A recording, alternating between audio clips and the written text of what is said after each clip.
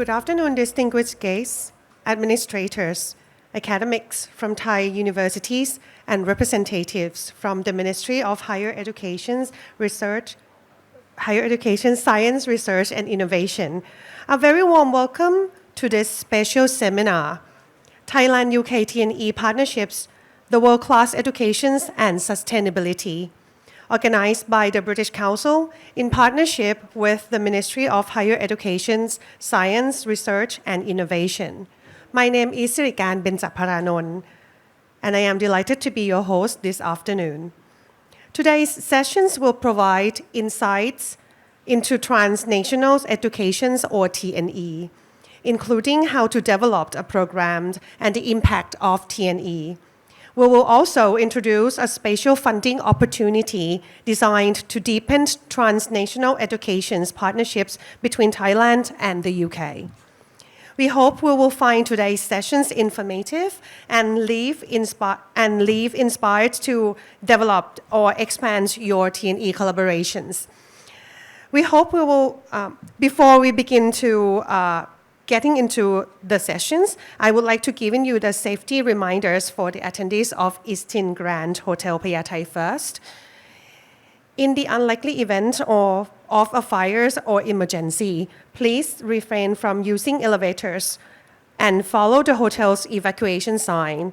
There are 2 fire exit staircases located on the 3rd floor. Please use the nearest fire exit staircase to evacuate from the building. Now, the seminar will be recorded. The British Council may photograph or film the participants during the event. We may use the photographs or the video footage for the purpose of the British Council's internal and external promotionals and publicity materials. If you do not wish to be photographed or taken the photos or film, please tell British Council staff at the registration point.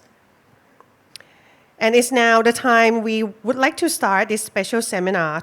To officially open today's event, may I invite Mr. Danny Whitehead, Country Director, British Council Thailand, to deliver his welcome remarks. Welcome, Mr. Danny.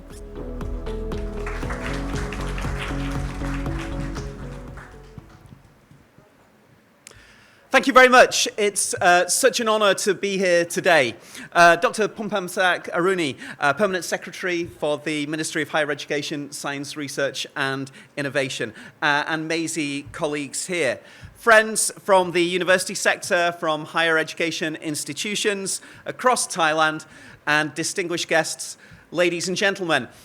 It's not only an honour and a delight to be here today to represent the UK, but it's also particularly important, and we're particularly proud to be here as partners of the Ministry of Higher Education, Science, Research and Innovation in organising this very special seminar on Thailand-UK transnational education partnerships for world-class education and sustainability, and also to launch this year's new programme of grants to support you in forming new transnational education partnerships between Thailand and the UK. It's particularly important and good to recognise that from the British Council, we strongly believe that people-to-people connections, bringing together the best of UK students and Thai students, bringing together UK and Thai academics and scientists and researchers, bringing together the very best Thai institutions and UK institutions to jointly address global challenges like climate change, like sustainability, like healthcare, like world economic challenges for the current generation. By bringing together people like that, we can build a stronger understanding between the people of the UK and the people of Thailand. And from that understanding comes trust, and from trust comes peace and prosperity.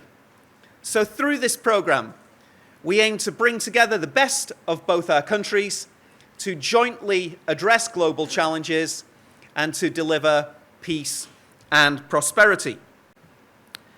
And we also believe that education transforms lives. We see transnational education as a powerful way of sharing knowledge and promoting inclusion and promoting economic and social development and advancing the UN's Sustainable Development Goals. Now, I'm sure that nothing I've said is controversial and that you all agree with me. That's why you're here today. But what we also know is that it's not easy, and that establishing effective transnational education partnerships, building mutual understanding, generating shared goals, overcoming logistical challenges, building joint programs, developing joint offers, starting new research, developing joint branch campuses, all this requires effort, it requires funding, and it requires the support of regulatory authorities. And I think today in this room we have the people who can do that. We have the people on the regulatory side. We have the people who can provide the funding and the impetus and the support. And in front of me here, we have the people from the institutions who can drive that forward. I mentioned the grant program that we're launching today, and we're launching this in collaboration with the Ministry of Higher Education, Science, Research and Innovation. And I think that reflects our joint commitment to strengthening higher education partnerships between Thailand and the UK and promoting inclusive and accessible education for all young people in Thailand. Because through these grants, we want to help institutions develop new models, develop new partnerships, and to enhance degree recognition programs between our countries. Now, I think it comes at a very important time, and it comes at a very important time for two reasons.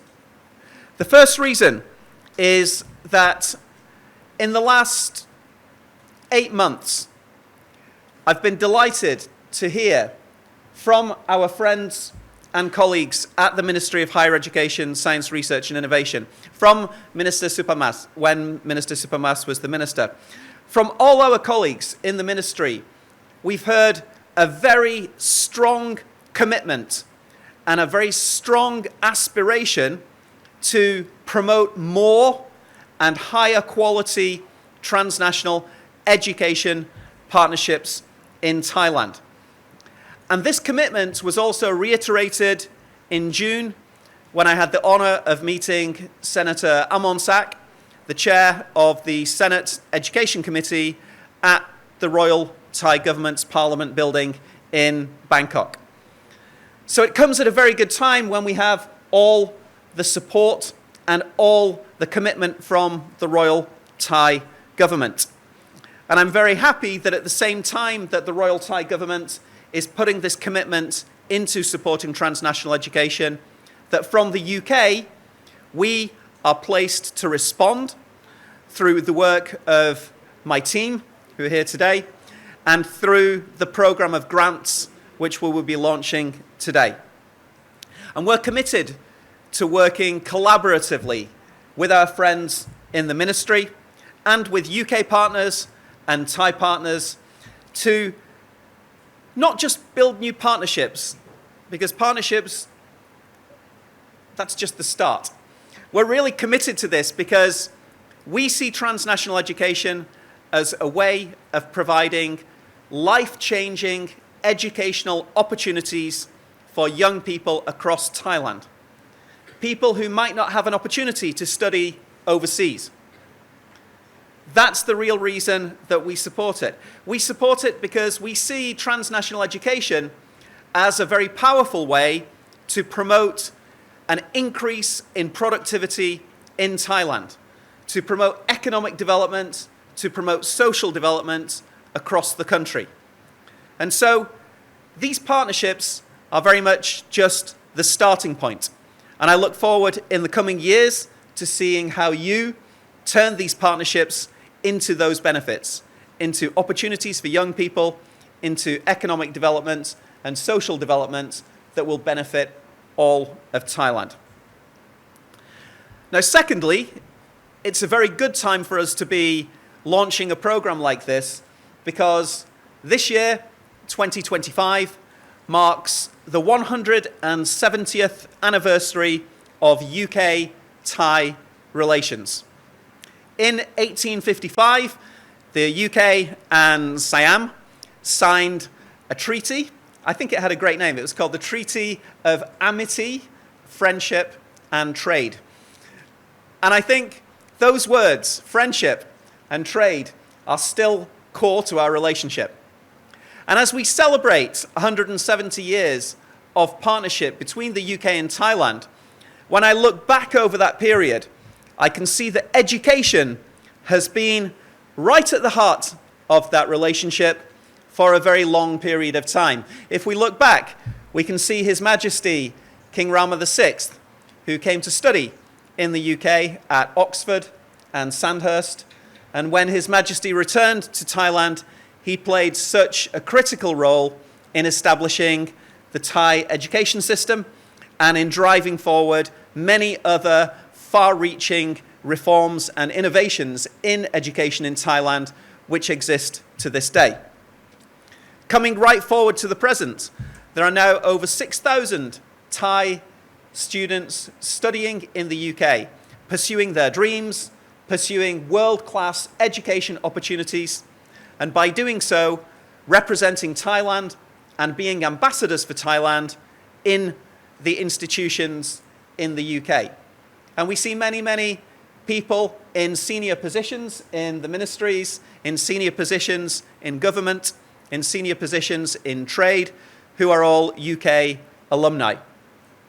And so this importance of education in the bilateral relationship is long-standing. And today's initiative to increase the number of transnational education partnerships is just the latest in a very long line of partnerships. So I'd like finally to thank Kun Pompamsak and all our friends and colleagues at the Ministry of Higher Education, Science, Research and Innovation. I'd like to thank all my colleagues from the British Council who've done such an incredible job in bringing together these people, all of you here today. But finally, I'd like to thank all of you, because something I said a few minutes ago really, really is important. And if you forget everything else that I've said, please just remember one thing, is we don't do this just to sign partnership agreements. We don't do this to sign a piece of paper and stick it on the wall. We believe that the work that you do in educating young people in Thailand is the most critical job that there is. We believe what you do in forming partnerships between the best institutions in Thailand and the best institutions in the UK is so important for building trust and understanding between our countries. So my final thank you is to all of you, and I look forward to seeing new transnational education partnerships be created and flourish under the current support of the Ministry and the British Council. Thank you all very much. Thank you, Mr. Whitehead, for the inspiring message. ขออนุญาต translate สักครู่นะคะ Let me translate your message, but it's not going to be a lot. งานหลักของ British Council คือการพัฒนานะคะแล้วก็ส่งเสริมความรู้นะคะแล้วก็เป็นการสร้างเครือข่ายค่ะแล้วก็เราเล็งเห็นถึงความสำคัญนะคะว่าการศึกษาเนี่ยเป็นหนึ่งในนั้นดังนั้นเราในฐานะ British Council นะคะได้นำผู้เชี่ยวชาญทั้งทางด้านการศึกษานักวิจัยแล้วก็นักวิทยาศาสตร์รวมทั้งสถาบันชั้นนำต่างๆเข้ามาทำงานด้วยกันกับภาคส่วนของทั้งรัฐเองนะคะแล้วก็ในส่วนของมหาวิทยาลัยเพื่อที่จะยกระดับการศึกษาของประเทศไทยขึ้นมานะคะแล้วก็การทำงานร่วมกันนี้นะคะก็เลยเป็นจุดกำเนิดของ TNE Exploratory Grant นี้ขึ้นมารวมทั้งได้รับการสนับสนุนกับทางฝั่งของเมซี่เองแล้วก็ทางฝั่งของรัฐบาลไทยนะคะเพื่อที่จะให้นักศึกษาของเรามีโอกาสที่จะพัฒนาให้สู่ระดับนานาชาติค่ะแล้วก็ยังมีความสัมพันธ์ที่ดีนะคะในระหว่างไทยกับสหราชอาณาจักรในระยะเวลา170ปีที่ผ่านมาแล้วก็หวังว่าความสัมพันธ์นี้จะดีขึ้นเรื่อยๆค่ะIt is now my honor to invite Dr. Panpumsak Aruni, Assistant Permanent Secretary, Ministry of Higher Education, Science, Research and Innovations, to deliver the opening address. Please welcome Dr. Panpumsak.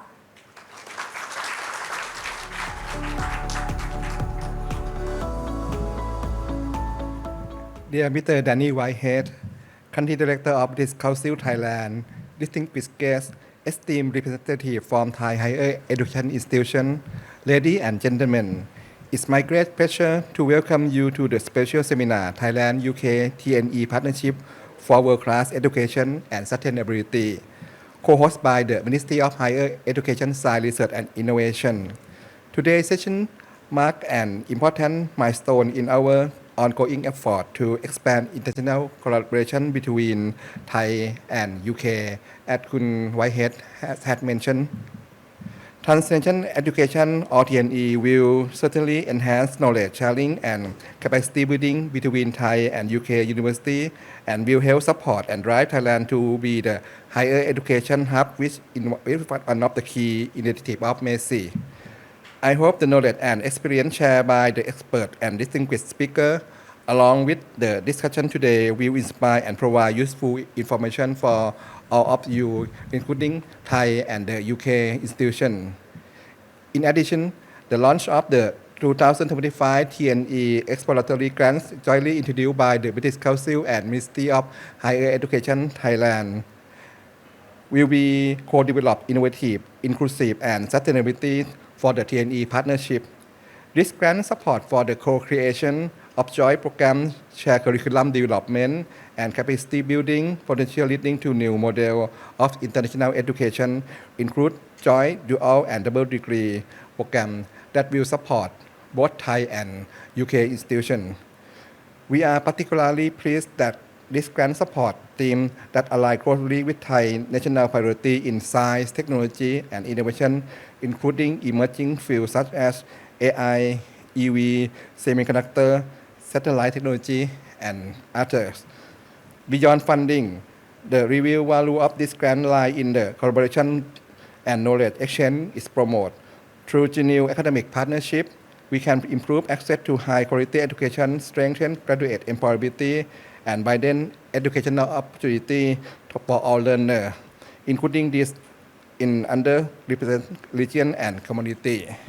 Lastly, I would like to thank the British Council for its continued leadership in promoting international education and for working closely with MESI to bring this opportunity to the Thai higher education, as well as provide ongoing support for the policy and initiative of the MESI, such as Reinventing University, which aim to strengthen and global competitiveness and international development of Thai university. We hope today's special seminar provide you with the inspiration to take the next step in building meaningful and impactful partnership. We look forward to see you idea to shape and your partnership flourish. Thank you. Thank you very much, Dr. Pantumsak, for the remarks and the ministry's continued support UK and Thailand collaborations. เดี๋ยวขออนุญาตแปลนิดหน่อยนะคะเป็นการรีแคปนะคะทางดร.พันธุ์เพิ่มศักดิ์แจ้งว่าการร่วมมือกันระหว่าง British Council กับ MESI นะคะในเรื่องของ TNE เนี่ยเพื่อแสดงให้เห็นถึงความสำคัญของการพัฒนาการศึกษาในระดับอุดมศึกษาไปด้วยกันทางด้านหลักสูตรเพื่อให้นักศึกษาค่ะได้รับวุฒิการศึกษาทั้งจากสถาบันไทยแล้วก็สหราชอาณาจักรนะคะแล้วก็เพื่อที่จะให้มีโอกาสในการสร้างงานมากยิ่งขึ้นนะคะรวมทั้งเรายังกำลังพูดถึงเกี่ยวกับตัวที่เป็น subject ที่ค่อนข้างที่จะใหญ่มากๆทีเดียวสำหรับโลกในปัจจุบันไม่ว่าจะเป็นเรื่องของ AI หรือว่าไม่ว่าจะเป็นเรื่องของความยั่งยืนนะคะแล้วก็เมื่อกี้ด้านนี้มีการพูดถึงเกี่ยวกับเรื่องของ global climate change ด้วยนะคะซึ่งกระทบทุกคนจริงๆในปัจจุบันนี้รวมทั้งเราจะเห็นว่าความร่วมมือนี้นะคะจะมีทั้งในส่วนของเรื่องของวิทยาศาสตร์แล้วก็เทคโนโลยีเข้ามาเกี่ยวข้องด้วยดังนั้นก็คือหวังว่านะคะทุกท่านที่มาฟังในวันนี้อยากจะเข้ามามีส่วนร่วมในฝั่งของโครงการของเราค่ะMay I now invite Mr. Danny Whitehead and Dr. Panpumsak Aruni on the stage to take the photos. May I also invite our speakers and special guests to join the group photos on the stage. Assistant Professors Pom Thong, Assistant Professors, Associate Professors Akarit, อาจารย์ Dr. Veronica คุณอุไรวรรณ Assistant Professors นิธิพันธ์ Associate Professor รัฐชาติ up on the stage ค่ะ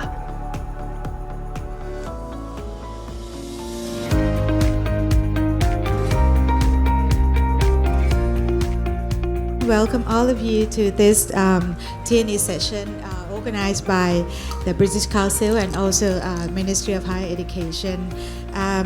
This session is a great opportunity for all of us. I think that we can learn from the experts who are sitting here on the stage.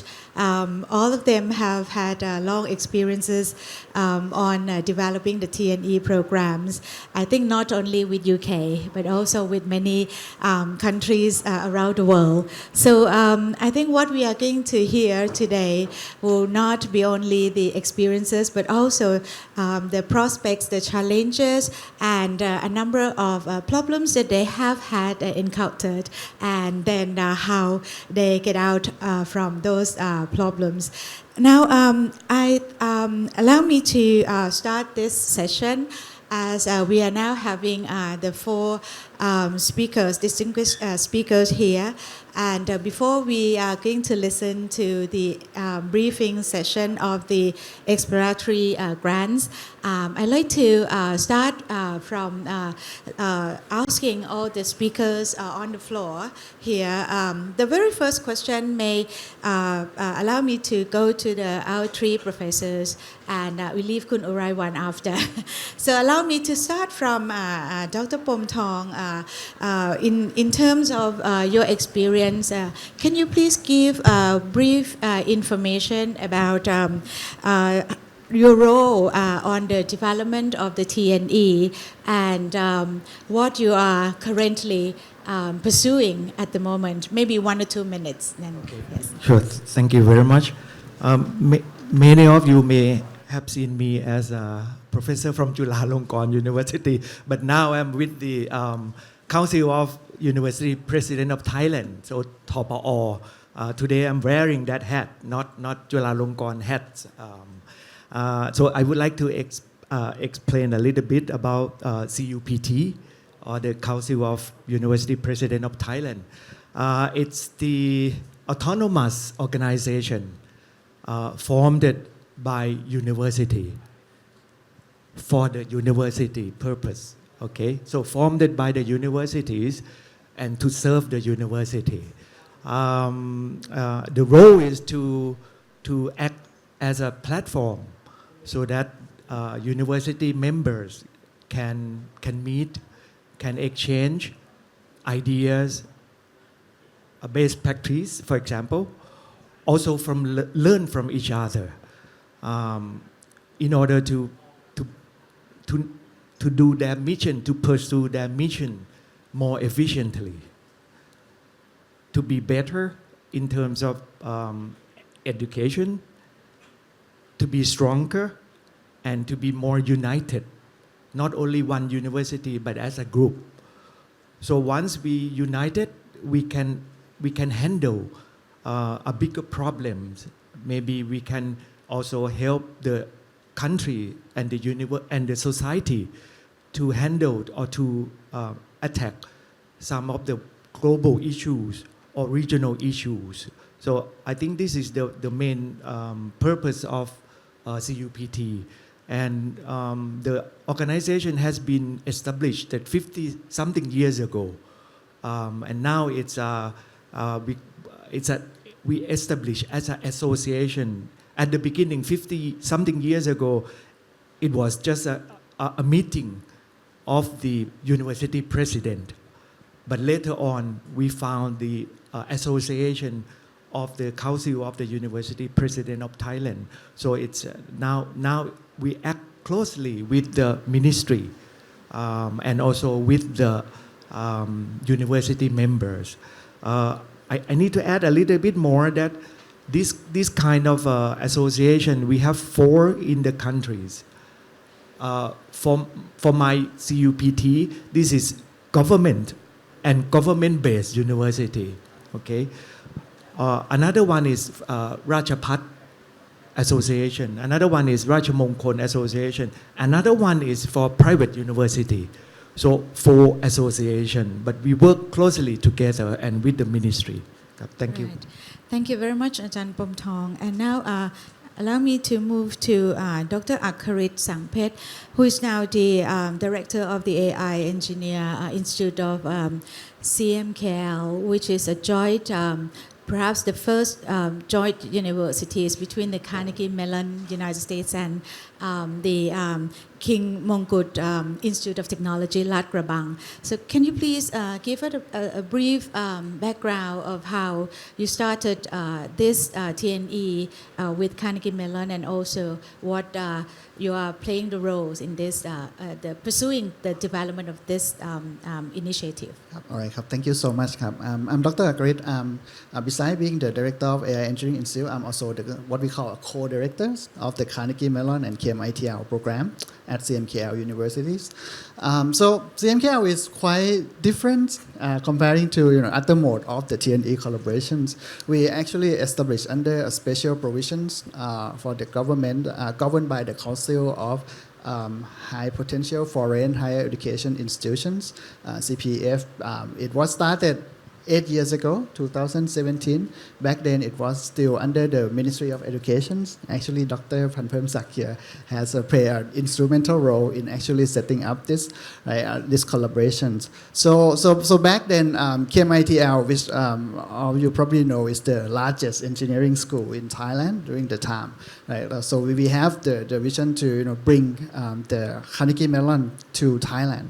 Right? So actually, it started by our delegations from KMITL, bring up the visit to CMU, right? And we also, discuss about our prospective partnerships, right? In terms of bringing computing educations and AI, which is CMU is obviously the number one in the world, actually, right? So you might not quite heard of it, right? But we are actually under a lot of technology development that's actually coming from CMU, right? So back then there was a very, very strong partnership between the government of Thailand at the time. We have support, full regulatory support from the Ministry of Education, and also the commitment from the management executive of KMITL, as well as from CMU. So that actually formed these partnerships, right? So the key is we really it doesn't look like we're gonna bring just the U.S. education to Thailand, but we also like to uplift the education in Thailand as well,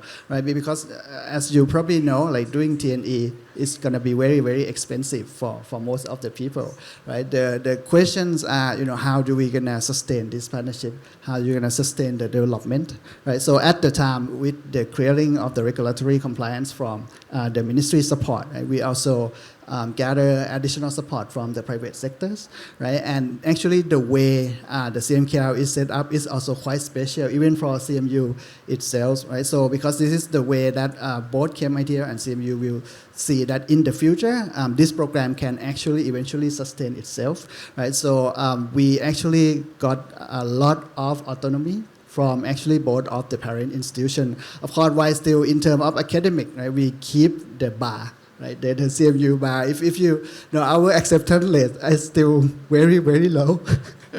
Right, and that's something we're still working on, right? So actually we start with the graduate program partnership with the electrical and computer engineering from the College of Engineering at CMU, right? Actually, just last month we paid another visit, long time after the COVID, right? And we also under the discussion to expand the collaborations to other colleges, right? To be announced later, right? And also 3 years ago, right? We also reached out back to the ministries of higher education at the time to start up undergraduate program. So we also got approval for the first AI Sandbox program, right? So because we brought the curriculum from the CMU and also work with the consortium of university in Thailand, therefore we'll be able to provide not just for our students, but also all the students within our consortium that be able to participate in the activities, right? So that's something we are looking forward to maintain and sustain. Right, so congratulations, 7 years of a lot of progress. And I think you agree with me that it's not only CM and the KMITL, but actually this program has been progressively successful via a number of partnerships, a lot of assistance, a lot of helps from many agencies, not only from abroad, but particularly from Thailand. I think that's the key message as well, that ministry has a big role to do as well. So now I think from CMKL, now let's move to Thammasat University. I'm from Thammasat as well, and I know that this program, I can say that at the engineering, it is the longest, I think with the longest history. The very first double degree program started at Thammasat University. So allow me, Dr. Veronica, can you please share with us what Faculty of Engineering Thammasat University had initiated from beginning, and then how what you are currently working on this, please. Yes. Okay, thank you very much, and good afternoon, everyone. I'm honored to be here. And then at first, I would like to introduce our faculties for a little bit.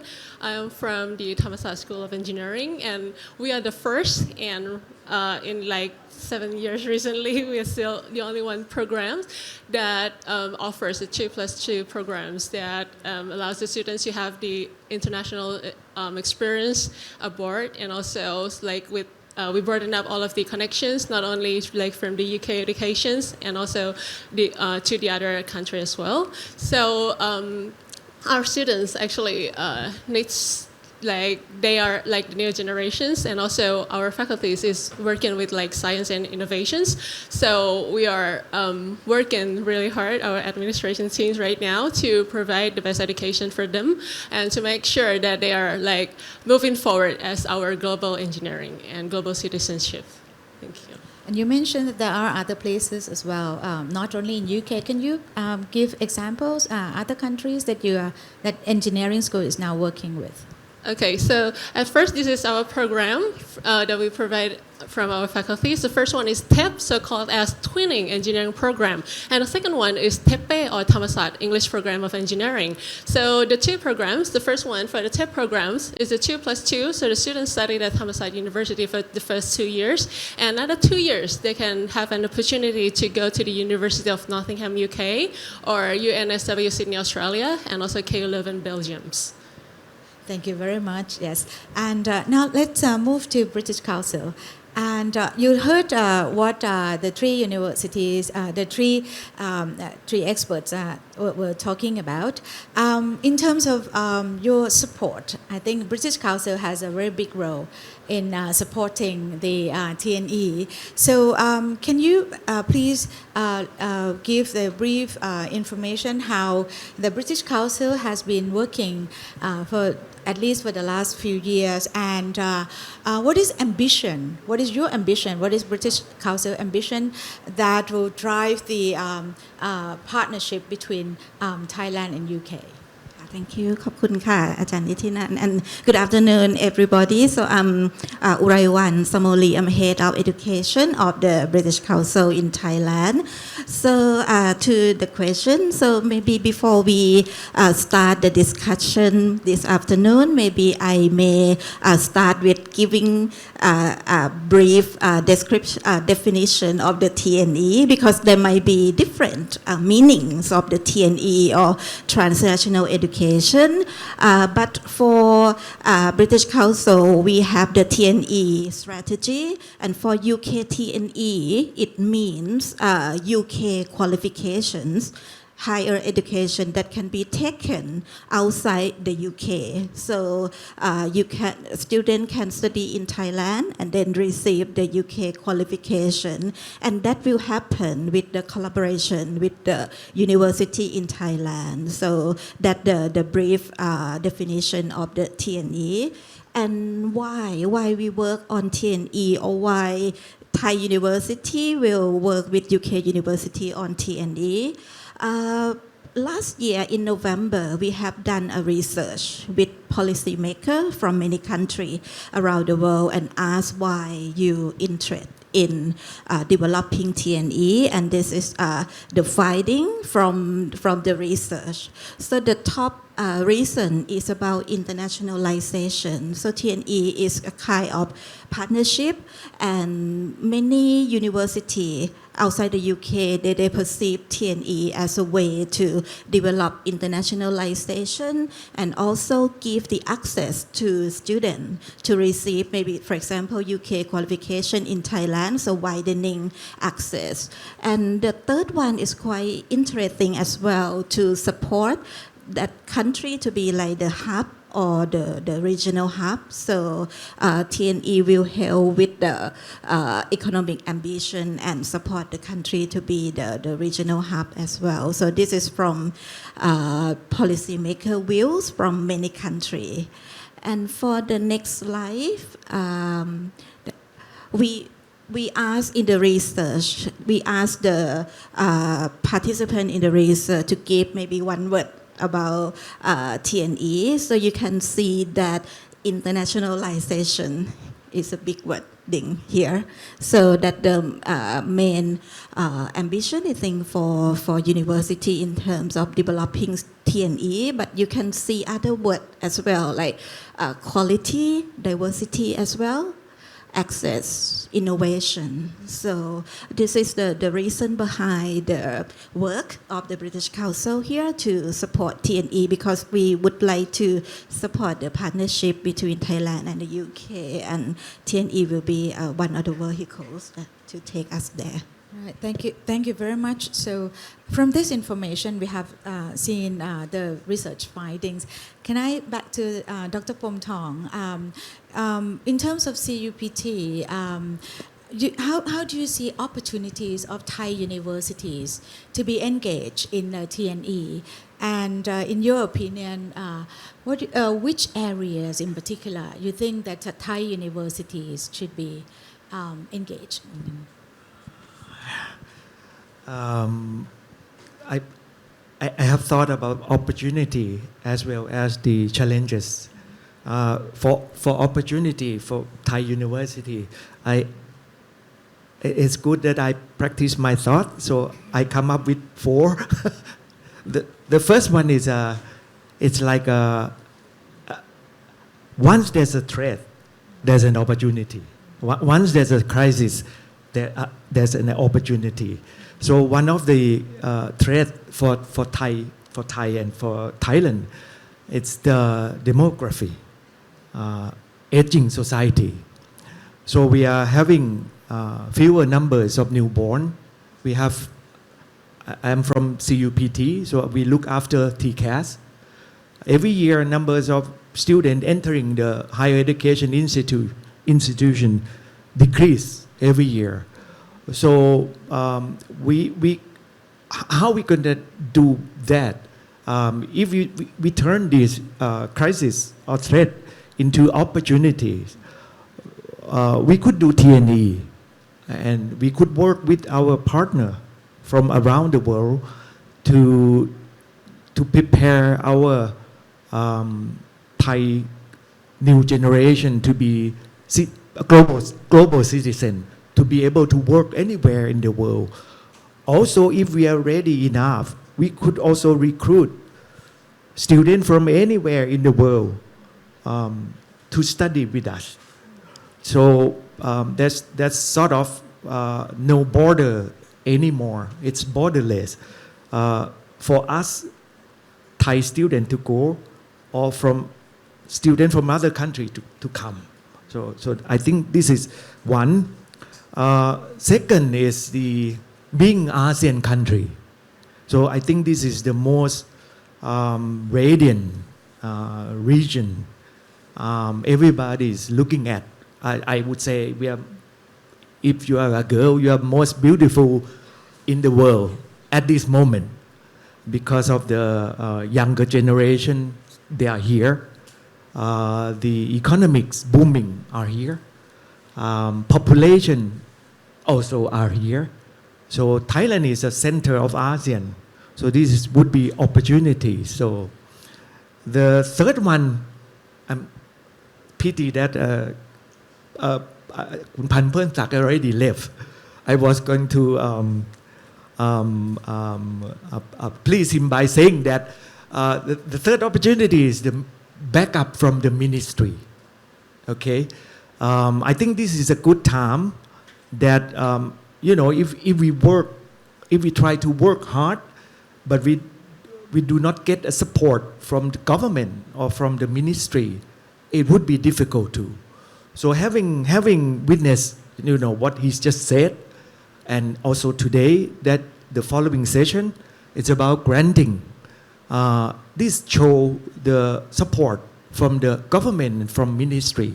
So this is the third opportunity. The fourth one, maybe the Thainess. I heard some saying that when people come, tourists, students around the world, they come to Thailand because of our Thainess, because of the countries, because of the people, because of the culture. So this is an opportunity. Everyone want to come to Thailand. Once you have a conference and you said you set up the venue in Thailand, Bangkok, Phuket, Chiang Mai, everyone wants to come.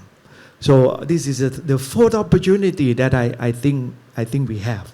Maybe I keep challenges later on. Yes, thank you so much. And then, from those opportunities, for both of you, would you like to add any other opportunities, Dr. Ankarit and also Dr. Veronica? Actually, I'd like to add something. By the way, CUPT is actually on our governing board for the CPEF, actually. Right? I like to see it not just from our point of view, right, from the Thailand point of view, but from the partner organization point of view as well. For example, us and Carnegie Mellon, what does Carnegie Mellon see in Thailand actually, right? So one of the things that the TNE will provide is actually the diversities. So usually a lot of institutions either in the UK or in the US, they see a lot of students from other nations, China, India, or right. Having a Thai population is actually a plus for them, and actually that's something a lot of institutions are actually looking for. Right? Meanwhile, for us, it's also internationalizations for us, right? For CMKL as well as KMITL, right? During our formation period, we saw over 80% of the international student population joining the programs, right? Just because the prestige, right, and the well knowledge of our partner organizations. So that's something that it will also enable us to gain access to highly qualified students who can actually come to Thailand and actually doing research with us. They get to know our environment, our economy, our industries, right? Meanwhile, we also make good relations with the students. So actually, that's also boost the knowledge about Thailand in the regions as well as among our student populations as well. Dr. Veronica. Thank you. So in addition, I think with the help from the government side and also the support from the universities, we will provide our students more opportunities to open up, give them the key to open all of the opportunities in the worldwide class. And also, as a Thammasat model, they always teach us to love people. So one of the things that might broaden the connections and all of the things is the research as well in engineering and innovations, that we think about the elderly societies and also do make the machines and also using the AI powers to make the lives of the elderly easier. And what about financial issues? You see as the opportunities or threats? Ajahn Phomthong, please.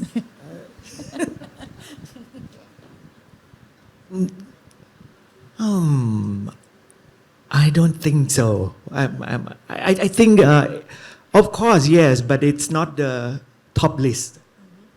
In many stages, I heard people talking about limitation, about budgeting money as the first priority. To me, I don't think so.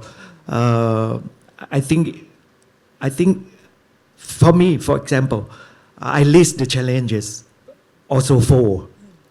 The first one is whether you know yourself. We are not the same.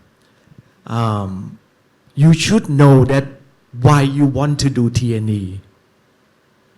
Juฬา Thammasat, Lhat Krabang, we are not the same. Different vision, different culture. different resources. So you should know yourself, okay, why you want to do TNE. Then next would, so if you know, then you should be able to focus on only certain things, certain aspect of TNE. Then you can see that money won't be the problem if you know where to put your money on exactly. But if you don't know, somebody asks you to do this, okay. Somebody asks you to do another thing, oh yeah, sure. Too many things. Then you have to put money. You have to put resources in many things. That's usually typical Thai. I'm sorry to say that. But if you know yourself exactly, your university, the issues, the item that you want to improve or you are lacking of, then you go for it. That is the best, okay? Second is the speed. If you know yourself, if you don't know the first one, then I can't help the second one and the third one, I'm sorry. But if you know the first one, which we can exchange, this kind of session or next session, you can exchange and then you will realize that what you really need. Then next is the speed. If you know, but you move slowly, then you can achieve that, but too late. Meaning, because the world is changing very fast. So once you start to do, it's already achieved. So next is speed. The third one is regulations. If you want to go for the speed, but your university regulation, it's not that kind of flexible, then that will prevent you from moving as fast as you want. The third one is support. The fourth one is support. So that is the money and other things too, not only money. Maybe people or policy from the top or from your council, university council, or whatever kind of support that you can get. So the first one is whether you know yourself, speed, regulation, support. So that's what I come up with. Thank you. Thank you so much. I think for the audience, I'm sure that a number of you will have to convey some message, right, to the executive or convince them when you are going to pursue the TNE. So perhaps these four opportunities, for challenges, and the tips from our experts here can be some message that you convey to your executive. And I also like to add a little bit that actually in terms of the TNE, you can also find that it is a safe mode of some finance as well, because you have partners, right? So in terms of implementing the TNE program, because for the CMKL, you have implemented the program. Of course, you have gone through a number of challenges as well. So, Ajahn Akarit, can you please share with us about the methods, your tips, your strategies, how you've gone through the challenges? Have you faced the same challenges that Ajahn Pomthong mentioned? And how did you get out from those and then found the solid way to move forward to the future success? Thank you so much, Kap. Actually, as Danny previously mentioned, about education is about the people. And to be honest, that's everything. Right? I mean, the rest will actually follow. The key is you bring together like the right people, the policy maker, the university executives, right, from both the Thai and also the foreign counterparts, right? Not just the management, but also the driver, who can actually drive the work, right? And as Dr. Pomthong suggests, right, the university must know itself. KMITL at the time, actually it knows itself that if they stay in the regular part, right? It's gonna take forever for this kind of partnership to establish, right? So that's why eventually they decided to form, right? The University Council at the time, right, decided to form an independent entity to actually drive at the same speed at the U.S.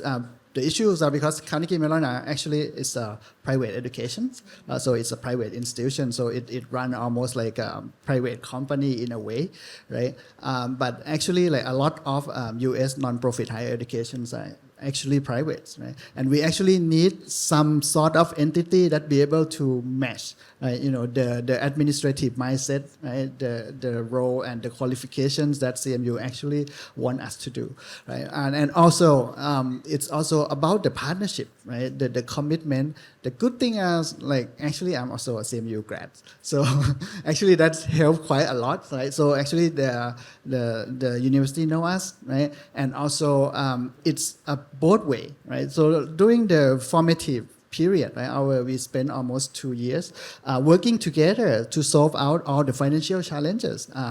To be honest, I mean, it's necessary to have like all these elements in place, right? KMITL and the government at the time provide all the regulatory support, right? But it's actually us, the driving unit, that actually driving all the financial support, right? So we get support from all the private partnership, right? Both of the institution invest in people, right? But actually our industry partners support in terms of the initial financial sustenance for the research projects, right? And also to support additional education so that we actually make it available for the students who may not be able to support, to afford the cost of educations. And eventually, right, both of the sides agree to, build out the program together to help sustain the program. So this kind of commitment, right, and trust between the people is actually paramount. And the thing is that we do not need to do everything, right? And the art is what not to do. Right? So that's actually a very important management decisions. Thank you. So actually, there are a lot of supports that you mentioned, and today, British Council will also offer another support, right? Particularly on the exploratory funding that each university can also apply for these grants as well. So, Dr. Veronica, from the I think almost 30 years experience, right, at Faculty of Engineering. So for 30 years that faculty has gone through, then do you have any advice for the audience to have the program sustained, particularly from the beginning of the day until now? Okay, yeah, thank you. I would like to say that we are proudly say that next year we're going to celebrate the 30th anniversaries for our relationship between Thammasat School of Engineering, TEP and TEPE programs, international program for the engineering students, together with the University of Nottingham. So since we have a very long collaborations with the UK, so we would say that we receive a lot of the support from that side and from our side as well. So our students can participate in the 3 big programs. The first one is the 2+2 to earn the 2 degrees, so 1 degree from Thammasat universities and the other one from the UK. And the second one is the opportunity for students to study abroad. Yeah, we often have the the chance for students to choose the universities in the UK. So like they can choose like a top 100 world-class universities. And the next ones, this is our new development program that just developed 2 years ago, was so-called as a 3.5 plus 1.5. So after the student graduate the bachelor degree from us and receive the bachelor from Thammasat universities, then they can have the 0.5 experience at the UK before they continue their graduate studies. So another 1.5 at the University of Nottingham and then earn the master degree from them. So what do you see the program perhaps in the next 5 years then? Well, I think probably more opportunities for our students. And then also we have developed our curriculums based on the research from our alumni and the current students. So currently for TEP and TEPE program, our curriculums are more advanced. So it shows that our alumni has got so much like in different qualities. Some of them become a researcher, become a university professor. Some of them start their own business as a young entrepreneur, and some of them work abroad. So we would like to broaden those connections and like increase all of the room of opportunities for students to develop even more. So may I have the same question for Dr. Akarit as well? How do you see CMKL in the next 5 years, and do you have any other initiatives in mind you want to pursue in the near future? Yes, I just cannot say it yet, but right, so we actually plan to expand. I mean, our bread and butters in computer engineering programs, right? But actually, like going forward, as you know, and especially AI, which is also another of our bread and butter, right? So we also like to see the opportunities, like we not just only build out the technologies, but also serving the industries here. So we are working on the innovation programs. We are currently working with our industry partners to help support our students in terms of sustainability, how they can actually support the students. And meanwhile, we also work out together with CMU to come up with the program that actually benefit from both sides, right? So that way, because both of us are also non-profit, right? We do not need profit, but the key is we need sufficient resources, right, to sustain the quality education programs, right? And actually, that's what we are planning to do, right? In terms of the AI management system or information systems in the future. So if we can actually tackle these, large IT industries and actually help uplift the entire country and the ecosystems, right?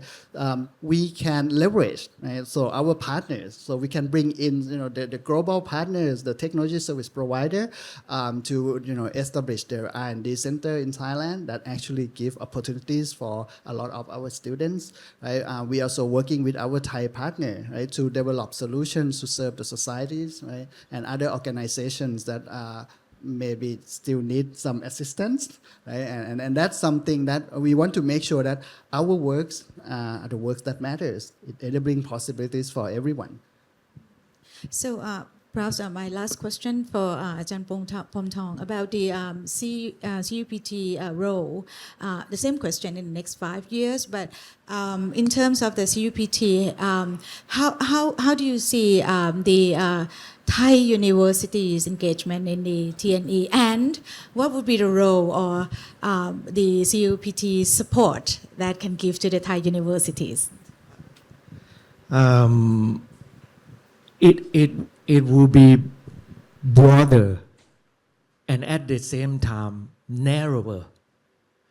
Broader to me meaning countries, maybe more broader countries. I'm sorry to say it, today we have a British Council seminar, but you might have partner, in the past we might have partner from United States, UK, but maybe in the future, actually even now, you might have TNE with China, Japan, Korea. So it will be broader in that sense, regional broader, continent broader. Second would be languages. It might not be English speaking program.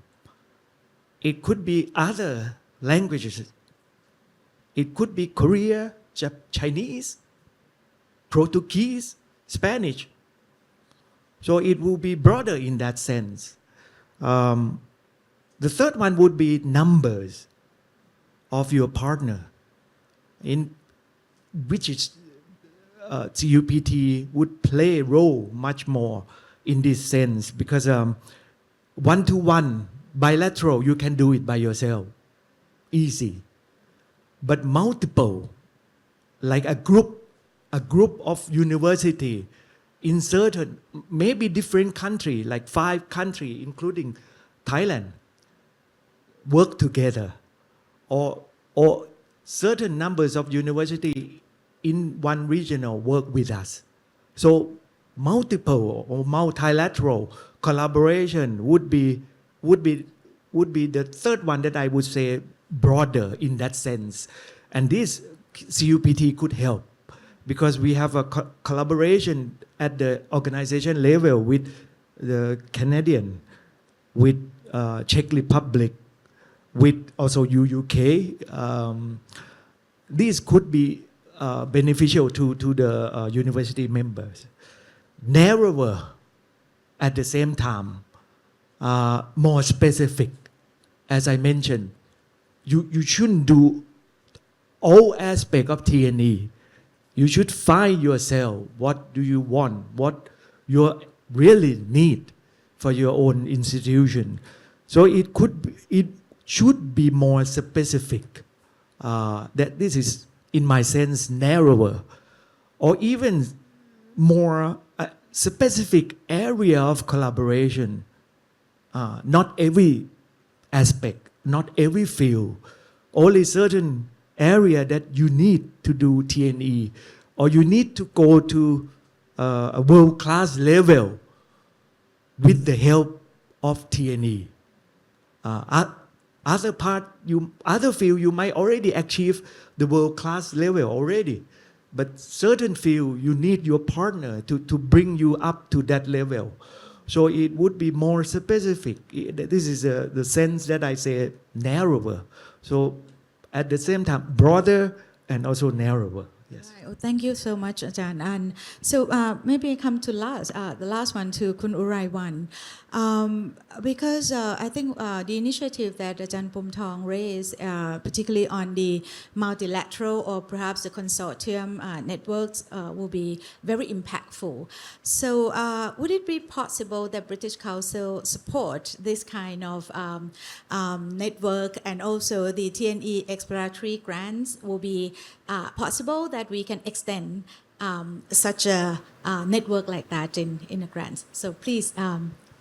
Okay, thank you very much. For British Council, we also have our office in countries in the region as well. So it's something we can support you as well to link Thai university with other country and then the UK. So what we can support you is the networking. We can link you to university in the UK who interested in TNE in Thailand as well. And we can do, actually we will have regional seminar as well. Like the next one will be in Indonesia in February next year on TNE. So it's opportunity to network with university in the region and also UK university. So it's something we can help. Right. Oh, great. So I think after this, you will hear more about the exploratory grants. And then if there are any questions, perhaps the speakers in the next session can provide you with more answers. I actually would love to open this floor for the Q&A, but very unfortunately, I received a message from the lady in front here that time's up. But so allow me to express my gratitude to all the speakers here. Assistant Professor Dr. Pomthong Malakunayutaya, Associate Professor Dr. Akarit Sangpet, and also Ajahn Dr. Veronica Winoto and Kun Uraiwan Samoli from British Council. Thank you very much once again, and I hope you enjoy the next session. Thank you very much, Dr. Nithinan, to share these sessions, and also sincerely thanks to all of our panelists. So I would like to ask everyone to be in front of the stage to have the group photos first. And afterwards, Kun Uraiwan would like to presenting some gift from the British Council.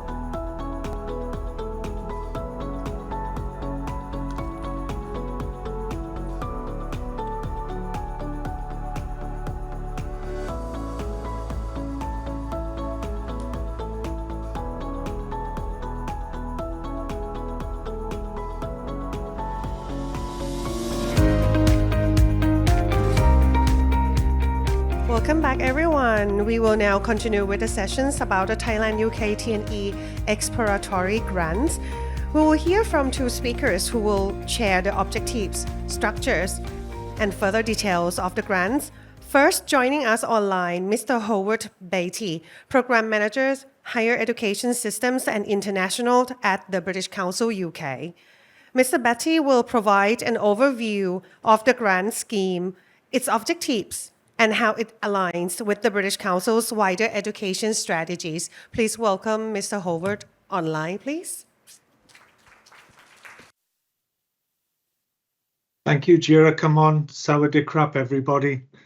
Good afternoon. Yes, my name is Howard, and I work for the Going Global Partnerships Programme team. I'm based in the UK. I would like to thank my colleagues in Thailand for inviting me to speak to you all today. Thank you very much.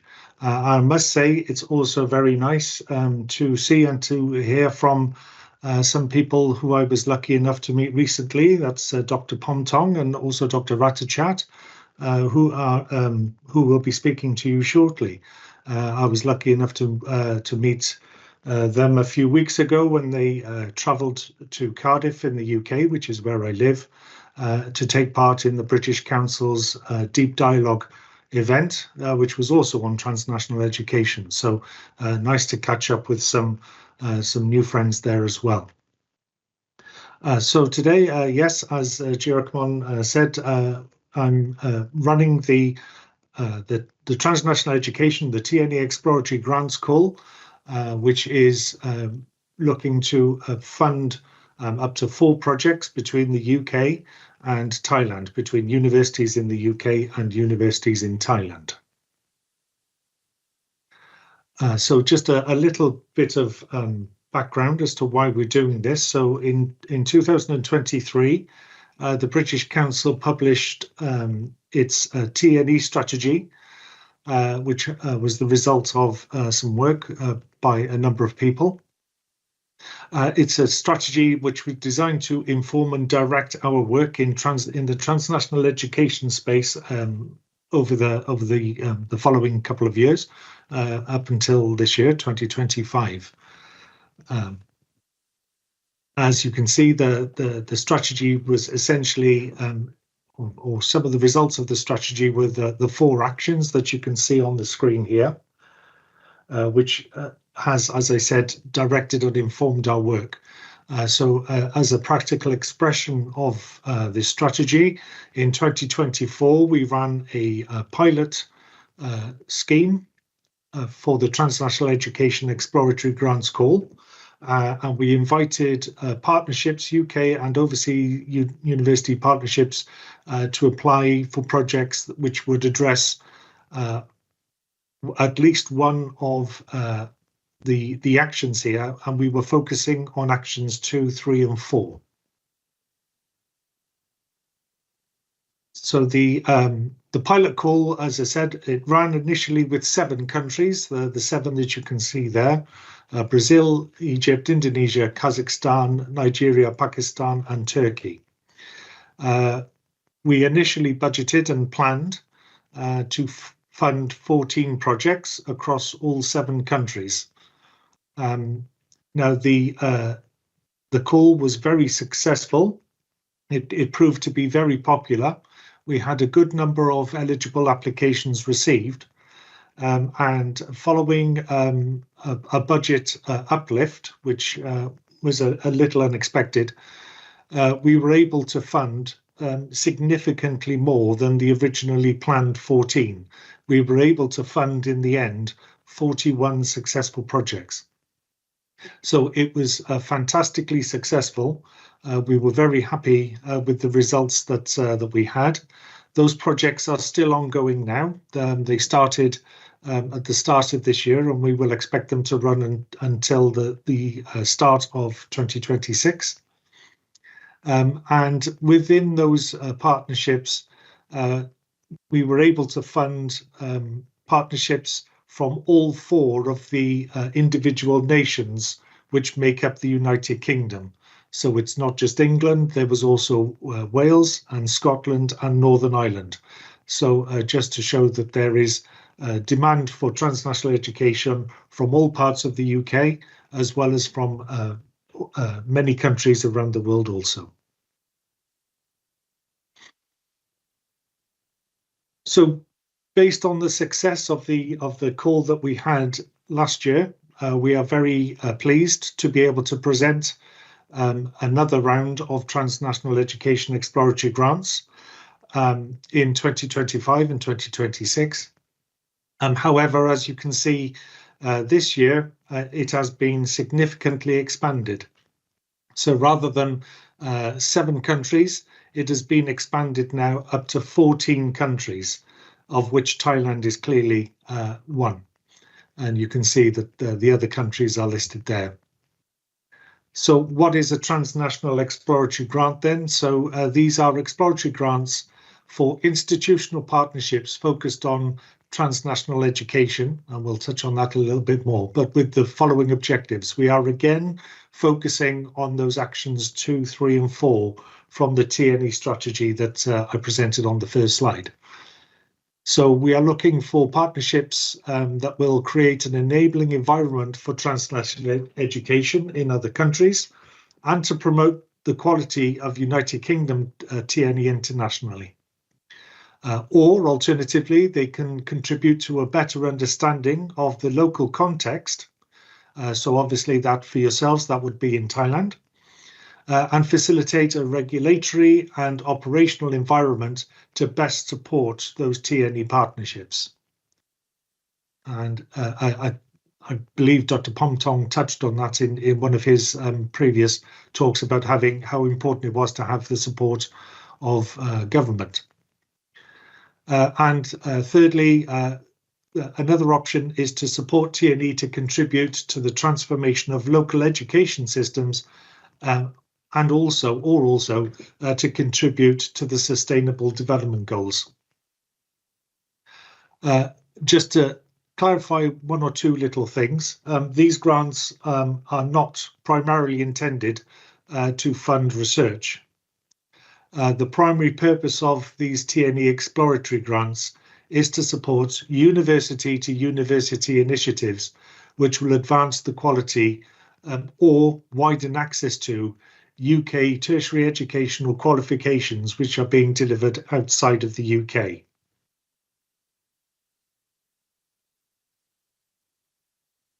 Just to briefly touch a little bit more on this. So what makes up a good partnership? For each proposal that we receive, we will require each partnership to have one lead institution from Thailand, which is a recognised higher education provider as locally defined, and also at least one lead institution from the UK. Again, that would be a higher education provider with their own degree awarding powers.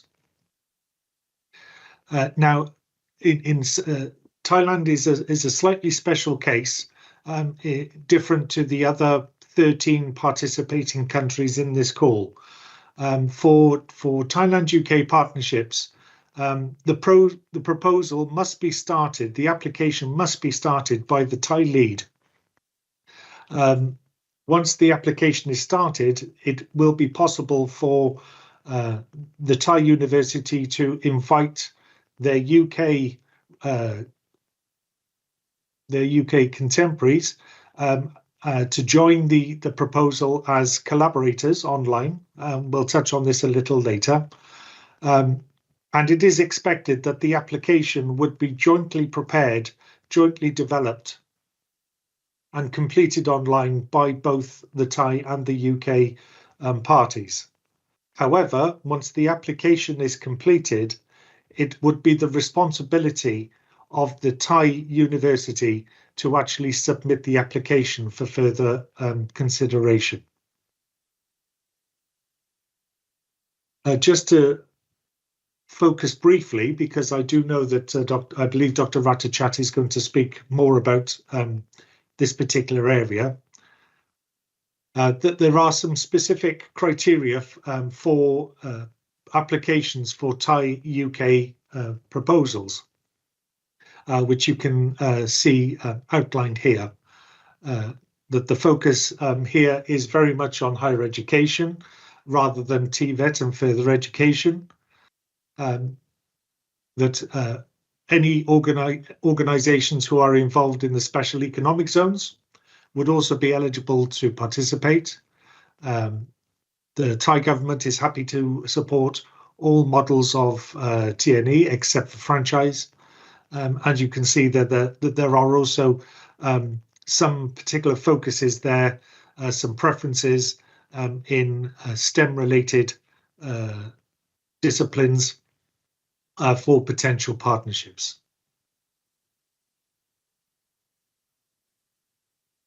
So just to briefly recap what it is that we're looking for in this current funding round, which is open. We want high quality projects. We only want to fund projects that are worth pursuing. So we welcome plenty of applications, so there is good competition for these grants.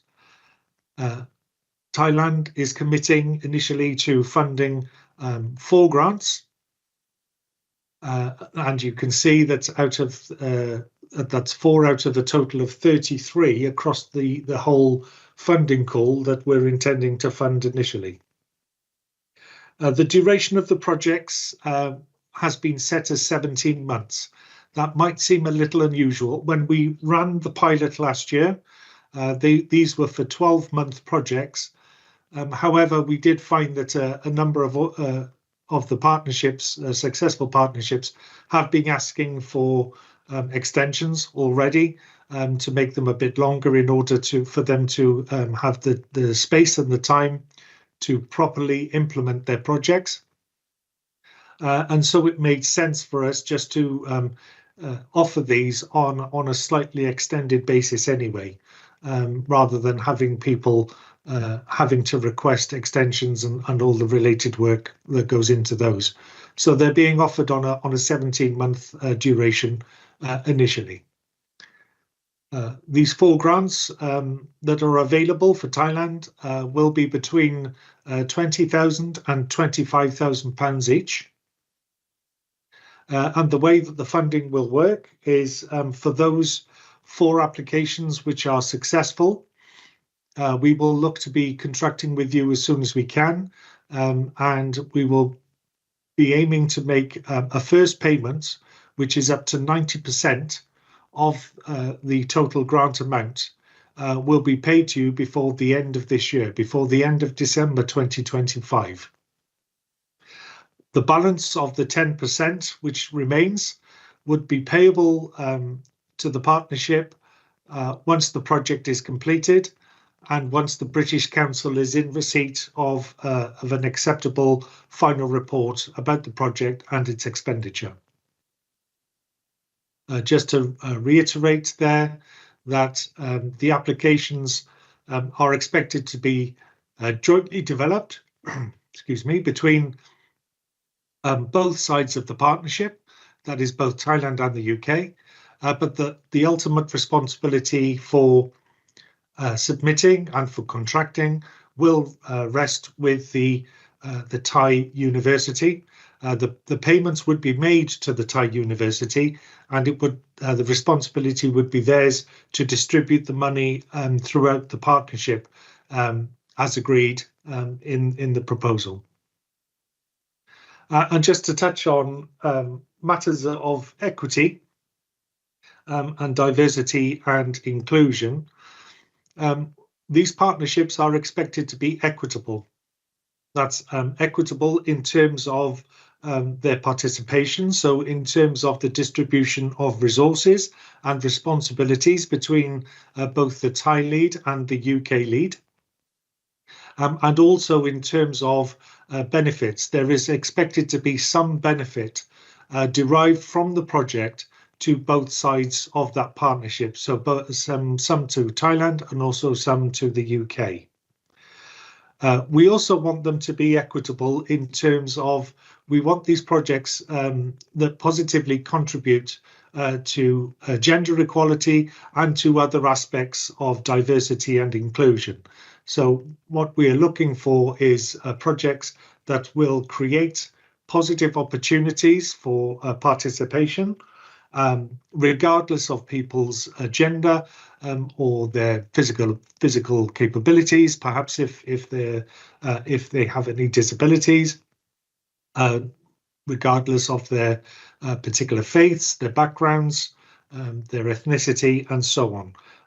And part of the application process, you will be asked to give some detail on how you will ensure equal opportunities and inclusion of groups that struggle to have opportunities for participation.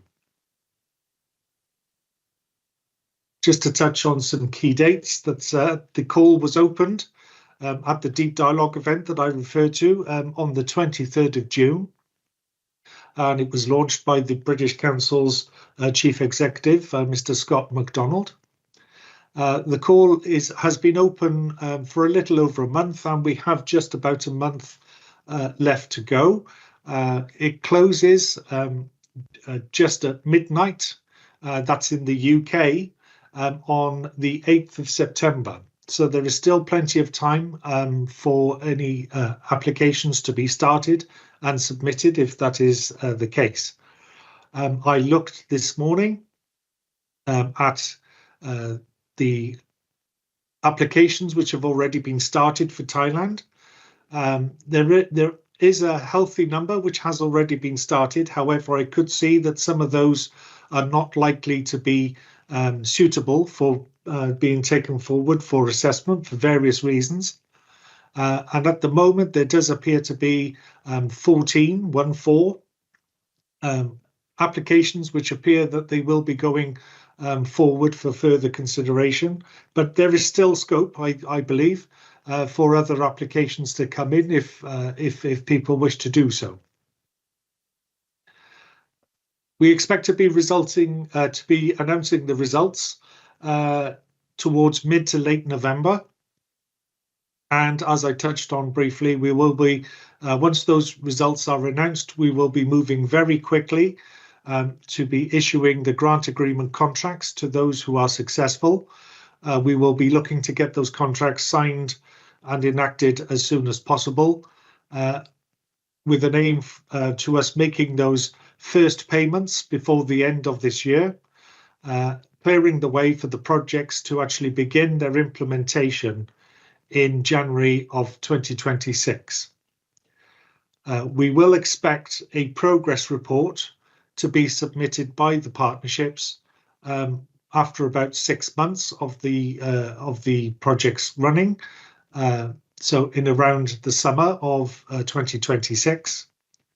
And once the project is completed, the partnership, as I touched on previously, the partnership will be required to complete and submit a final report about the project, highlighting the impact that has been derived and the results that it has delivered, and also giving their final reports on the expenditure which has incurred against the grant. Based on the receipt of that final report, and assuming that it is processed without issue by the British Council, we will then be in a position to make the final payment of the remaining up to 10% back to the partnership.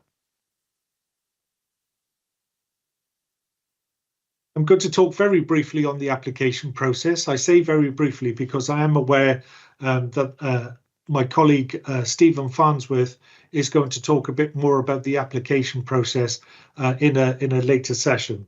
But just to briefly introduce it here, and in particular the assessment criteria, because if you are considering submitting an application, it is worth knowing how the applications will be assessed in order to assist in your preparation of an application. So eligible applications will be assessed against 4 criteria, which you can see laid out here. They will be assessed on the quality of the project and its relevance to the TNE strategy and to the particular need in the countries that it's addressing. It will be assessed on the quality of the proposed methodology and the project design in terms of what activities you are proposing. There will be some consideration on the resources, on how the grant is going to be allocated to the project activities and throughout the partnership. And some consideration will be given to the longer term sustainability of these projects. That means how the good work and the impact of the project will be sustained after the grant monies have been exhausted. This is it's using the word sustainability in that sense, rather than in a more environmental sense. Although I would say that one of the questions that you will be, or some of the questions that you will be required to answer, will be about the potential environmental impacts of any projects and how they will be mitigated. But sustainability in this respect is talking about how the impact of the project will be sustained. And just to sort of highlight there that high quality, again, to reiterate that high quality projects are wanted. This means that we are looking for projects that are clearly relevant to UK TNE, and just to reiterate, that is delivering UK higher education or qualifications outside of the United Kingdom. We want projects that positively contribute to gender and other diversity and inclusion considerations. We're looking for projects that will deliver clear impact and benefit to both sides of the partnership, and also projects that are suggestive of value for money. So those two are kind of related. So we want to see some strong impact and benefit for the money that is being requested and being spent. The application process in this round is being conducted online via the Good Grants online platform. As I highlighted, we are looking for Thai-UK partnerships. We are looking for the Thai side to initiate these applications. The Good Grants platform will then allow you to add your overseas contemporaries as collaborators in order to, so you can both work on the application remotely. And you will be asked a number of questions, which are all mandatory, which will include, as I said, some questions on how matters of equality, diversity and inclusion will be addressed. You will also be required to submit a budget sheet as one of the supporting documents. This is made available with the application, the core guidance document on the British Council's website.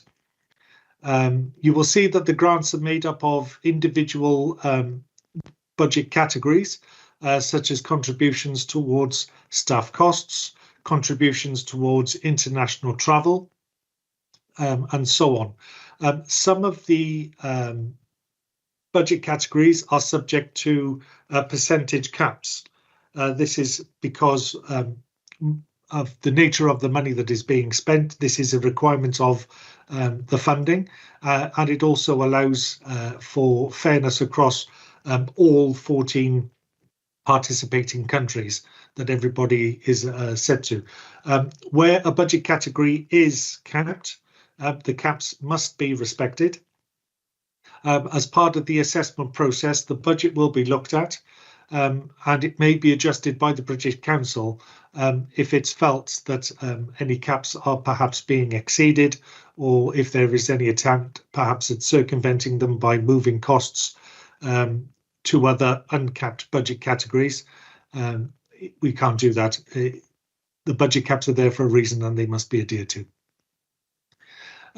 Once the application is ready for submission, there is also some supporting documentation that needs to be submitted. These are things such as I said, the budget sheet, but there are also letters of support, CVs, etc., etc. The full details of this are given in the call guidance document for the call, so please do refer to that. So that is the end of the slides that I have to show you. We do have a little bit of time, I think, in case there are any immediate questions on what I've just said there. Otherwise, I'm happy to hand over to Dr. Ratachat, who I think is the next speaker. So, Jira, come on. Is there any questions being asked at the moment? Thank you, Howard, for the informative presentation, but please stay with us online first. So the TNE Exploratory Grants in Thailand are jointly supported by the Ministry of Higher Education, Science, Research and Innovation. We will now hear from ministries about these objectives and expectations and how the grants aligned with the higher education strategies of Thailand. Please welcome our next speakers, Associate Professor Ratthachat Mongkol-Nawin, Chairperson of the Committee on Promoting and Enhancing Higher Education. Please welcome.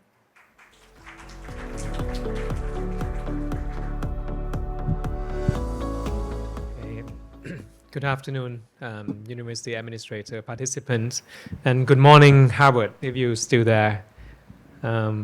We hope that you have a chance to visit Thailand someday. I think it's much warmer here than in Cardiff. Anyway, I think I will not go into too much detail because of the time constraint, and I think we'll leave some time for Howard also to answer some questions that you have about the application of the grants.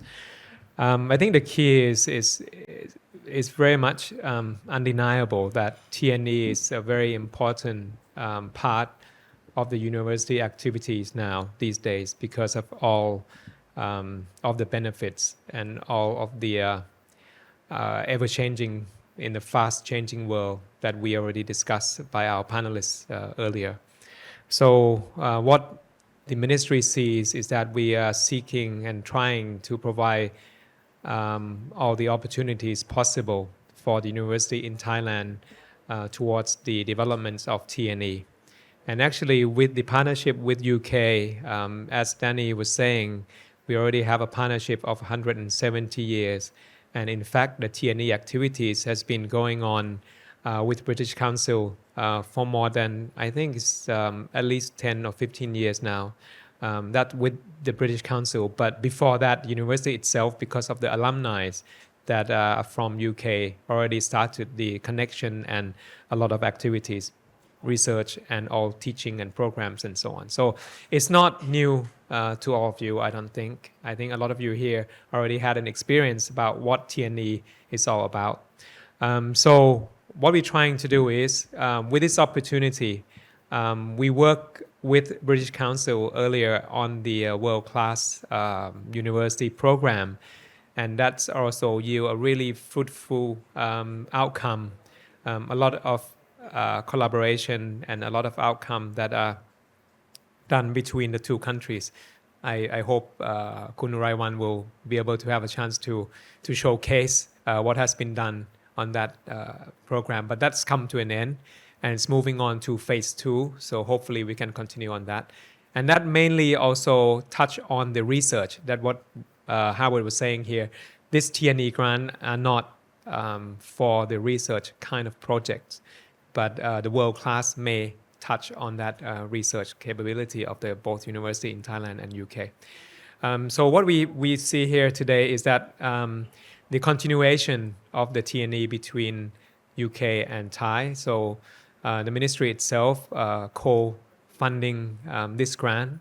Unfortunately, 4 projects may be a small number, and you'll be wondering how are we going to get funded with all the effort and all the work that you are going to be doing towards the preparation of the grants. Because as Howard saying, it's Thailand first, as Thailand lead, and then you have to find partner. And it's a lot of work's got to be done with that partner before you get everything's going, right? So hopefully,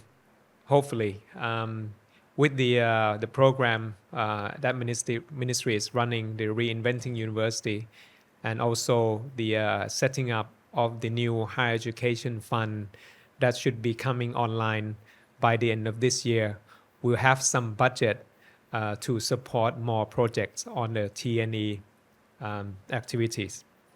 So yeah, finger crossed, I guess. A lot of university here already have some reinventing budgets for the next coming year, especially for the group 1, the research university has already already had some budget for exchanging of visiting professors and so on to enhance the research capability. But that was before the higher education funds. So now with the higher education funds, we are focusing exactly what Howard was saying, not research, because you can use the research fund for the research, and now for the higher education development, the program development is going to be directly for the higher education fund, and hopefully with that funds we can expand the number of projects that are going to be granted.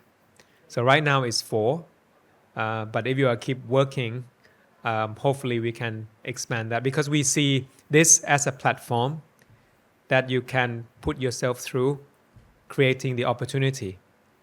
Because without this platform, you cannot talk to the UK university directly or explore new partner in the UK universities. So hopefully with this, you can start talking and start working and actually invite them in to work with you towards the TNE activities. One thing about the TNE that the ministry is looking for, if you're going to be a winner of the grants, your proposal has to be very strategic, because there will be a lot of people asking for the same grant, and it has to be win-win. It has to be equitable. The diversity, the gender, and everything else. You have to state that out very clearly, and I think the committee will consider those along the line. The same from the UK side and the same from the ministry side. And also we already have some special mention on the areas or the topic that the ministry wants to develop, because this is the national development.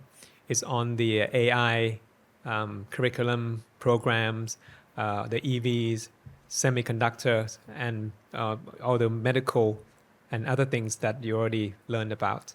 So those are the ones that are the programs that are going to get special attention to that project. And hopefully we will try to find some fund to give to you to continue your project and your collaborations. But for start, that will be 4 at the moment. But then do not be discouraged by it's only 4, because then I think I've heard that Howard was saying that the TNE grant before, they start off with some small number and they end up with some kind of like 3 or 4 times the number of the project that got funded. So that's how you start. And also to get yourself in the platform, in the system of the TNE with the British Council is also a good idea. So anyway, so there's a lot of different activities that you can do in terms of TNE. For example, the program developments and the let's say the exchange, the double degree or dual degree.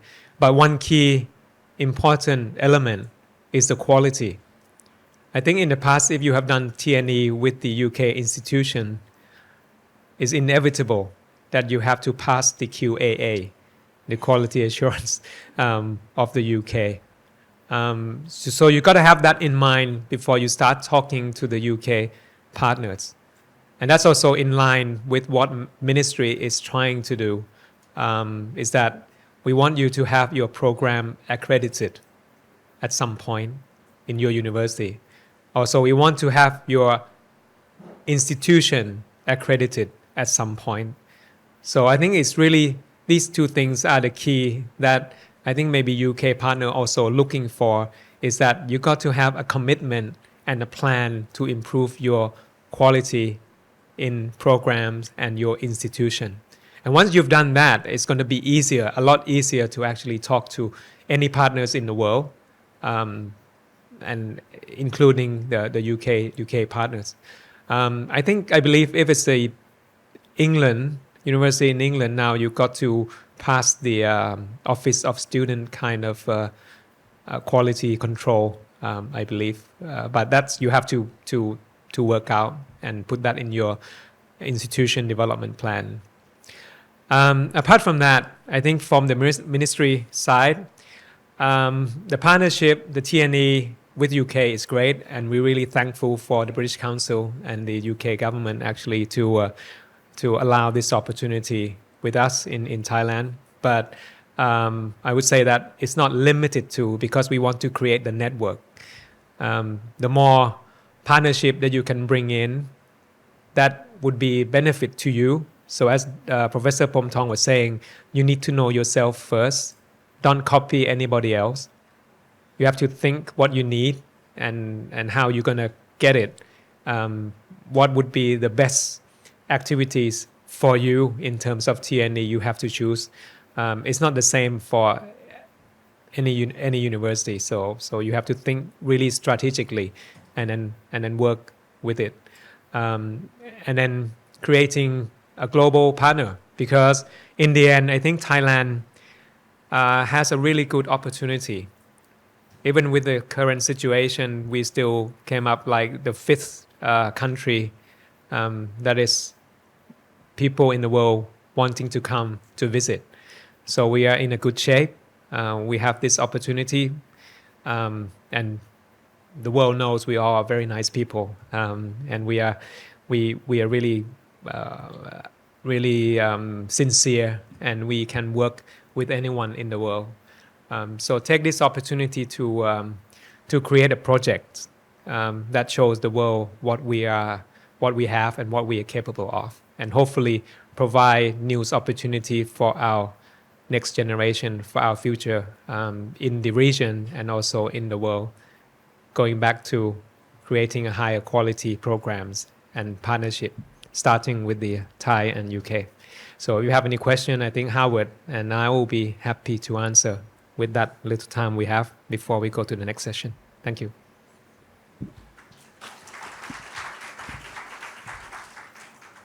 Yeah, the slides, Howard, I think we have to give our participant the slides. I think that's the key messages is in the slide. Yep. Sure. I just wanted to, Ratachat, I just wanted to say you said about 4 not being very many grants, but actually, from my perspective, it's actually not a bad number. It is actually some of the countries who are participating in this call are only looking to do 1 grant. So Thailand at 4 is actually one of the perhaps slightly bigger countries that are actually participating in this call. But yes, I understand that, you know, out of 33, 4 doesn't look necessarily a big number, but across the 14 countries, actually it's not a bad representation. Yeah, but we have a big number of universities. Okay. Yes. Okay. Yes. We have a question from the audience. Just one sec. Okay. Hi, I'm from KMTL. So I have a question. Can you mention some of the examples of the successful project? Just the title. Just give us some, illumination on how and what you're looking for, even in other countries as well. Yes. So examples of projects that were funded last year is there was one that was using drone technology. This was in Pakistan, I believe. It was using drone technology to monitor, to measure and monitor the effects of climate change, and ultimately to feed into strategies to tackle that climate change. So that was one that I remember.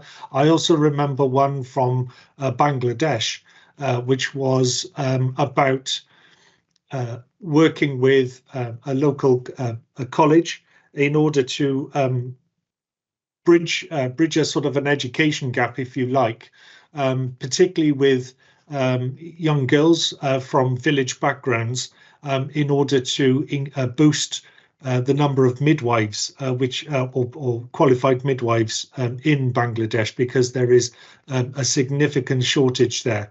And so it was a partnership between, I think it was Keele University in the UK and a partner in Bangladesh to develop a curriculum which was to sort of relatively quickly, I think within 2 years, upskill a cohort of young ladies to get them to the point where they could enter into a sort of the recognized midwife training in Bangladesh in order to with them becoming fully qualified midwives. So there's 2 examples that certainly leap to mind, which I think, and they both sort of are relevant to the Sustainable Development Goals as well.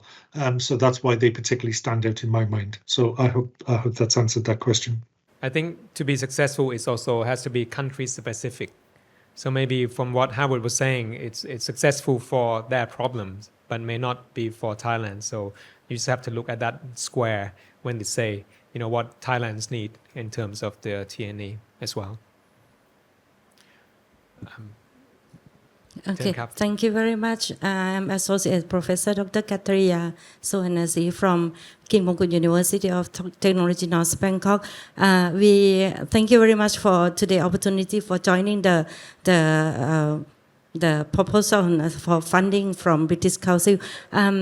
So we are preparing also the curriculum for AI technology and communication engineering, and that's why it's very matched to this proposal, but for the projects you will fund to us. The period is about 17 months, so it's very short period for 3+1 or 2+2 program. So is there opportunity for us, for example, if we have collaboration with British university to help us to develop the curriculum stronger in AI application, AI technology, and also they can help us to design and develop the laboratories for the student for starting, because the curriculum will be used in the next year. So that's why it's a very good opportunity for us to have this. Thank you. Okay, Howard, any comments on that? Yes. So these are sort of labelled as exploratory grants. So this is, if you like, these are grants in order to start the process moving forward. We do understand that this is when we're talking about transnational education, it can be a significant undertaking to move from a brand new partnership to perhaps offering a joint degree, for example. It's probably, it might be a stretch to do that within 17 months. Yes, we fully understand that. However, as I did touch on during the presentation, these are expected to be kind of longer lasting projects anyway. That 17 months refers to the initial period of funding. There may be some scope to extend the lifetime of those projects. As I say, the point of making them 17 months was to try and support the partnerships without having to worry about some of the sort of the more mundane administrative tasks about when that final report needs to come in. But these are exploratory grants. These are designed perhaps to get the ball rolling. And I do believe that success breeds success to an extent. To touch on what Dr. Ratachat was saying about well, it might be 4 this year, but who knows sort of what follows next. And that is the same kind of expression where we are now. Assuming that this funding round is also successful, there's a possibility that we may be offering it again in 2026. And so there may be possibility for a second application to come in from a successful partnership in order to build on that, on the successes of the first one. So yes, it is recognised that it is asking perhaps a lot to achieve in 17 months. But then,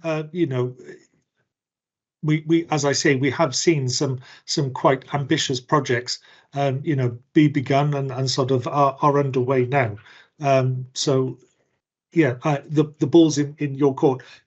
We're in this because we want people to succeed. We don't want people not to succeed in doing this. So we're here on your side. We're here to support you. Is how I would perhaps answer that. Right, and also I think for the sustainability part, whatever is the outcome of the project that you are doing in that 17 months, I think you can continue with the plan of the reinventing. I think you will be a better stage than any other projects that are submitting in for the higher education funds. So basically, you will need a full support from the university. So they need to know what you are doing. Because if you're writing a grant just for the program that exists only in your department, then nobody knows. That's not going to guarantee your sustainable outcome from the grant. So you need to really get a full support from the university as well. We would like to have one more questions, which is these two gentlemen here. And that will be the last question. I've got the two questions. The first question, I think you answered a little bit, is about what kind of the projects are likely to get the chance to have the grant. And the second thing is that what kind of output are you looking for? For example, publication in the scientific journals, or maybe introduction of anything in the industry or anything. I would be happy to have your answer. Do you want to take that, Ratachat? It's okay. We just have to say that this grant is not for research. So we do not expect outcome from the research publication. It's actually will be the grant for your seeking the partner to develop a curriculum that will be mutually benefit from the Thai university and the UK university. And if it's specific to the needs of what Thailand wants, it's like in the AI, the EVs, and the semiconductor, and the areas that are in our strategic theme, then they are more favorable to any other themes project. So yeah, it's more of a you have to do activities with the partners, discussion, working towards developing a curriculum that is workable and in timely fashion as well. Is that right, Howard? Yes, I think so. I think Thailand have been quite clear. When I was putting together the call, the document for the call guidance, my colleagues in Thailand British Council there were quite clear. That there are these areas of focus, which are in the STEM, the science, technology, engineering, and mathematics kind of disciplines. Those areas about AI and semiconductors and satellite technologies, I think, was in there as well, and electric vehicles. That there was preference given to these. And just to reiterate that we're not saying that you can't do a publication based on the work that you do. However, the primary purpose of these grants is to sort of either to initiate or to develop a partnership which will widen access to UK higher education outside of the UK. So in this particular instance, it would be to facilitate the access to UK qualifications, higher education qualifications in Thailand. That is the primary purpose. That we do understand that there is the opportunity perhaps to publish a paper on what is derived there. That's great. That could be like additional impact from the project, but we wouldn't expect it to be the prime output from the partnership. Thank you very much, and we would like to open for one last question. I'm Napisa Waitunpir from Naresuan University, and first of all, I would like to thank British Council and Ministry of Higher Education. My question is very quick, very short, and is for the Dr. Rachat. We are promoting like TNE and also put into action like the dual degree, 2+2 or 3+1. Is it possible to do the UK QA rather than AUN QA? This is a very technical question. No. I mean, does the UK university accept AUNQA? Maybe not. I mean, it itself is AUN, right? ASEAN University Network specific. So if you want to work with UK, I think you have to go with a QAA agency. So I think it's one of the things that you can try to get QA accredited. I think they will be happy to come and work with the university. And so we do not necessarily to stick with the AUN QA. No, there is no law or no regulation, nothing to stick to a specific quality framework. In fact, the new law that comes out allowed university to choose for the external assessment of the institution, but the program, I think what the commission of the standards trying to work on, I think they just released out the new announcement that any internationally recognized kind of accreditation will supersede the local what do we call approval of the program. I think so. So you can go as high as you want, but do not go lower than what the law required. So if you go with the UK, you have to go with QAA, I think. Thank you so much. That's really great news. Thank you. So thank you very much, both Dr. Ratchad and Howard, about this. And just in case that you have more of the questions, you can discuss with them later on. And also can leave the question to Kun Uraiwan as well. If she has answer, she will. If she doesn't, she will find out the answer for you. But thank you very much, Ka. Thank you. We have. And our next sessions, we would like to talk about the practical sessions, how to apply for the TNE Exploratory Grants.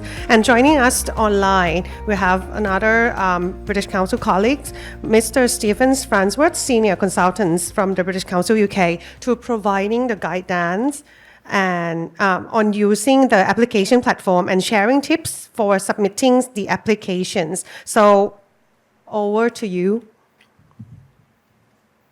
Hi, I'm Stephen. Work for the British Council in the UK near Manchester.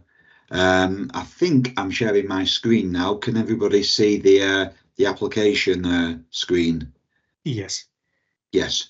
Right. So basically, to apply for a grant, we've made it really simple.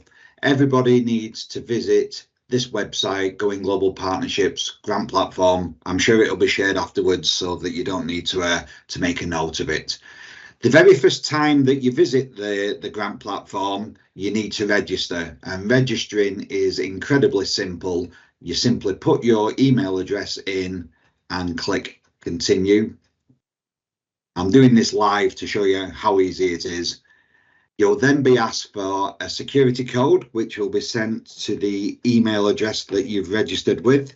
So I'm just waiting for it to appear in my Gmail. And here it comes.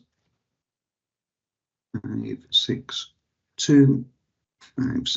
And as soon as you put that in, it recognizes that your email address is legitimate and you agree that you can receive messages from Going Global Partnerships, complete registration, and that's it, you're in. So that's how simple it is to actually register for the platform.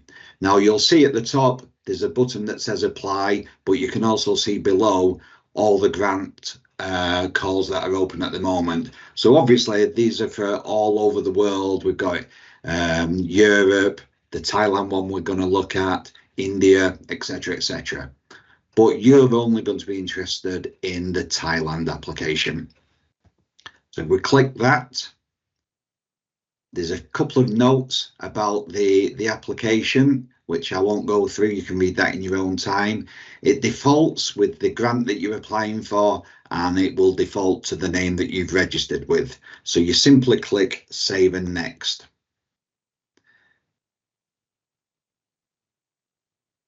Now at the top here, we can see that it says eligibility, and there's no other sections there at the moment. But if you wanted to, you could click the downloadable application form, which isn't to be completed, it's only for reference. So I'll click it, and you can see that it'll open on another screen, and that'll show you the complete application, so that the very first time that you sit down to complete it, you probably wouldn't want to sit there and complete 30 pages off the top of your head. You want to know, what are we going to ask and what do I need to find out? So you can best look in at the downloadable application first. But when you do come to complete it, you'll see that the first question, are you applying as the Thai lead partner? So if you press no, that would be the end of the application, because as Howard said in his section, we're only taking applications where the Thai institution is the lead partner. So I'm going to pretend that I'm from Thailand and click yes. Do I have permission to apply? Yes. Which institution do I work for? Now, it's a fully searchable list, so you could either just scroll down or start typing part of the name. So I'll just choose Chula. So I'm saying I work for Chulalongkorn University. Who's got delegated authority to approve this? I won't put full titles in at the moment because it'll take too long, and an email address. So this is just the basic eligibility criteria to show that I work for an institution in Thailand and I have permission to apply. So you might as well start this off before you do your full application, because it just clears that out of the way. Now, if your institution isn't listed, it doesn't mean that you're not necessarily eligible. It just means that you're not on that initial list. And to add you to the list takes literally 5 or 10 seconds. So you could contact either Howard or Uriwan or myself, and we can add you to the list, providing that you're eligible. So I click check eligibility, and you'll see now it says I am eligible, and the rest of the application opens up. And as I said, that's available on the download, but you can see how it's broken down. So throughout the application, we have the question on the left-hand side and guidance on the right-hand side. Now, some of the guidance is so obvious that it's literally just there for reference. Some of the guidance later on is a lot more relevant, and I'll skip to that straight away because I'm sure you don't need advice on saying what your name is and what your email address is, etc. So if we go to the actual project, which is the meat of the application, we can see the project title. You've only got 25 words to play with, and we've got throughout the application good examples of what it is we're looking for. So although you've got 25 words to play with, in this particular example, I guess that's only about 8 or 10 words. So it's just a nice snappy title that describes the project. We're looking for the date your project's intending to start. So that doesn't have to be the exact date, because that will be dealt with when we get to the contracting stage, but it would be useful to know if you're starting in the beginning of January, the beginning of February, etc. There's also is there a date beyond which you cannot undertake the project? And as Howard said in his presentation, sometimes more money is made available. So if we know that your project isn't tied to a specific date, and you were on the reserve list, for example, it may be that if money came into the programme, we could look down the reserve list and think, oh, well, this particular grant could start in March, so this money is available, so why don't we start that project off now? Obviously, if it's tied to a specific date and that date passes, then we wouldn't be able to proceed. The project purpose, again, it's just 2 or 3 sentences that's very clearly spelling out what is the project purpose of this particular grant. And that's so when we're doing the evaluations and the assessments, we don't have to read through pages and pages trying to determine what the purpose of the project is. It's nice and neat and there. Also, with the project objective, we're asking for just 1 to 5 clear objectives. And you can see again, good examples of the sort of thing that the assessment panels are going to be looking at. So again, I'm not going to read through it all. You can see this in your own time. All of the projects contribute towards SDGs, and in the past we've just had a list there and people would say, oh, I'm looking to contribute towards citizen communities or gender equality. But the follow-up question now is specifically asking how, just in a sentence, how you hope to contribute to those particular SDGs. And what we think that will do is focus people's minds somewhat. So they might say they're only contributing towards 1 or 2 SDGs rather than 17 that maybe some people have done in the past. Now, what I forgot to mention, and which is very key, is throughout the application, you can do it at any point, and it's on all of the screens. You can see there's a button here that says collaborators. So the name that's lit up at the moment is me, SF, Stephen Farnsworth, but there's a plus sign next to me. So if I click the plus sign, it says I can invite people to contribute, to collaborate with this grant call. So what I can do is add in an email address. Oops, just Control V. I'll put your IOI in.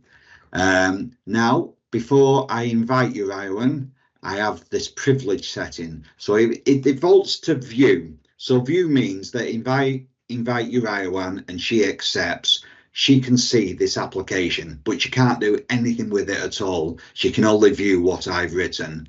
But if you click on the drop down arrow, you can see I can give a view and edit, which means that not only can she see what I've written, she could go in and amend it, or she could go to completely blank sections and complete that herself. And again, that relates back to what Howard said when he said it was a collaborative process.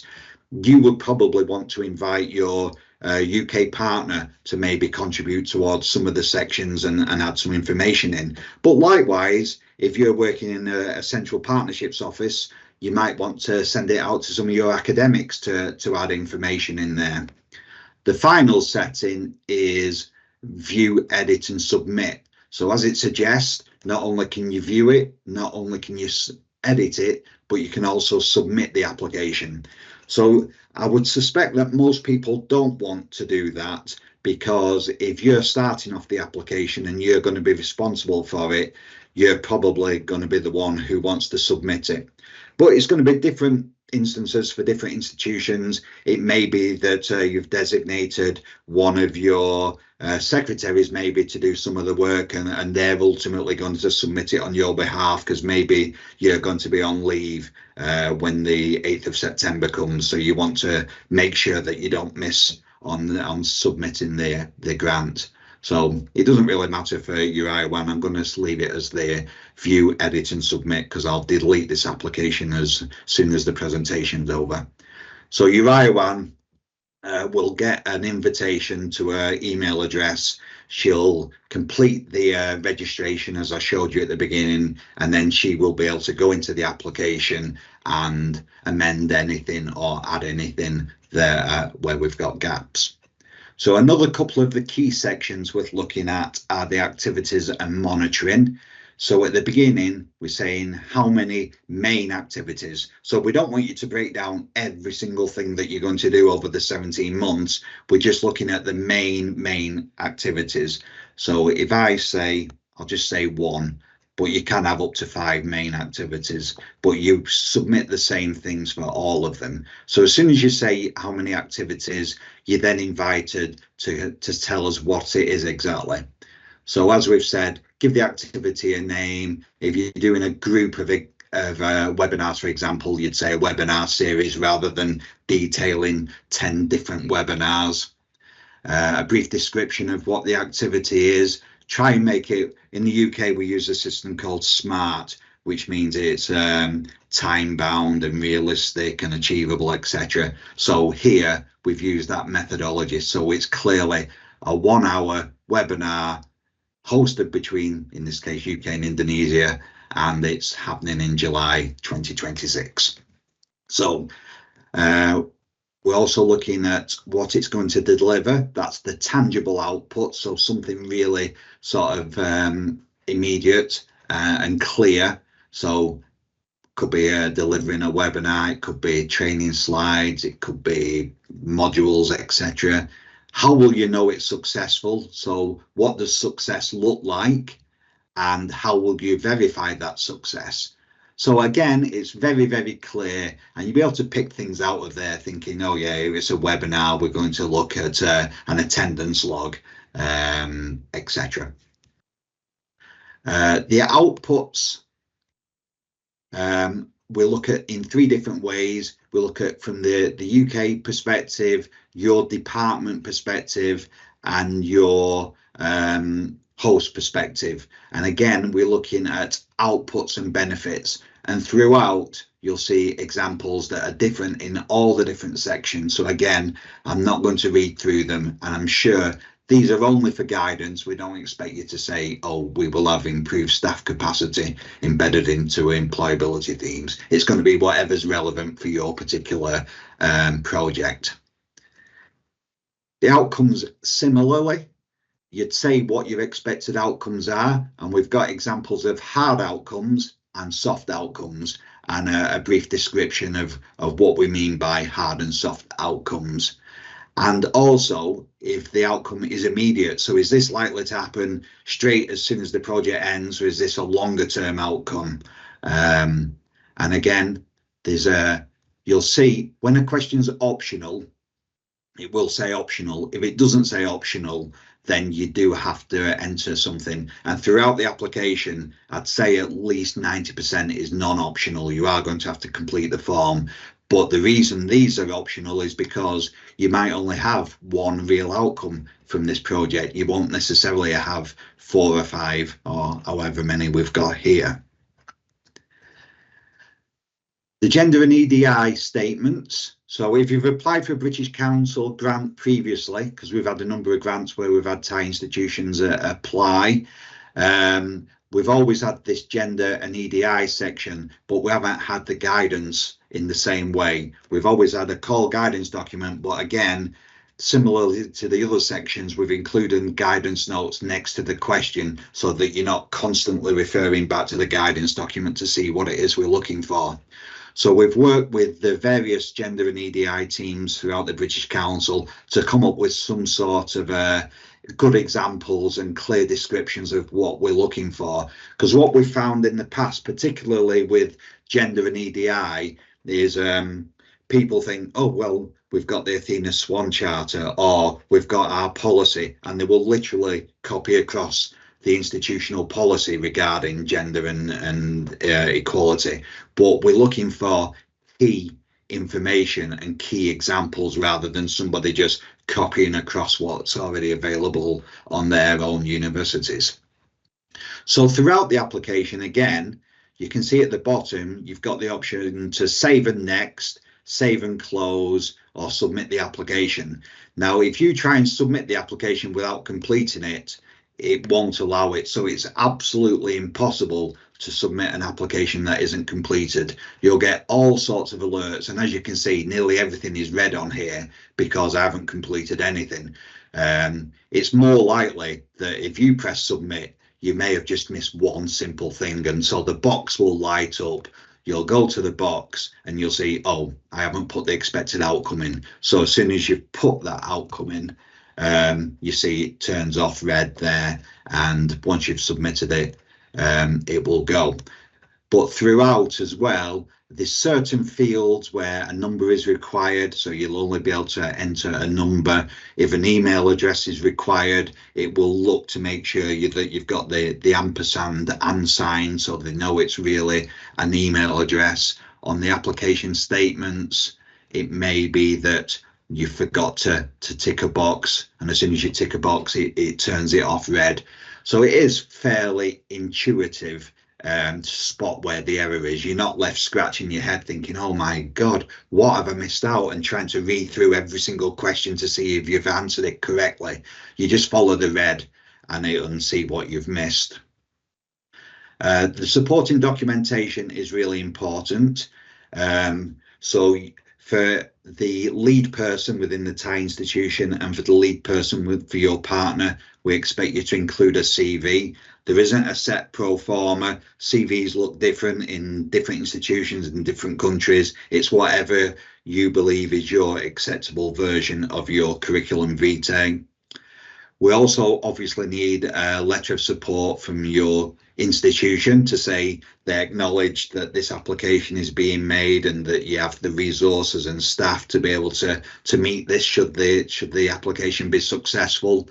And to include your CVs or your letters or your costing sheets, etc., you simply click the file or drop the file, and if you click it, it'll open a window and you'll just grab whatever it is, your CV, insert it, and you'll see that it loads up. And if you think, oh, I've added the wrong thing, it's super easy. You just press replace and do the process again. So I don't think I'll go into any further detail. Paul was going to join from our monitoring and evaluation team to talk a little bit more about what it is we're looking for in each of the sections, but we think it is really self-explanatory. And if you were really struggling, I'm sure you can reach out to the local team in Bangkok, and they will give you some further guidance. But between the notes on the screens and the guidance document, I'm sure that you're more than capable of being able to submit an application that would be acceptable and will make its way through to the assessment stages. And as I said, once you've created that account, which was only 30 seconds of a job, that account will be there for as long as you decide to keep it there, so that if there's another call next year, you wouldn't have to go through that part of the process. You just log in.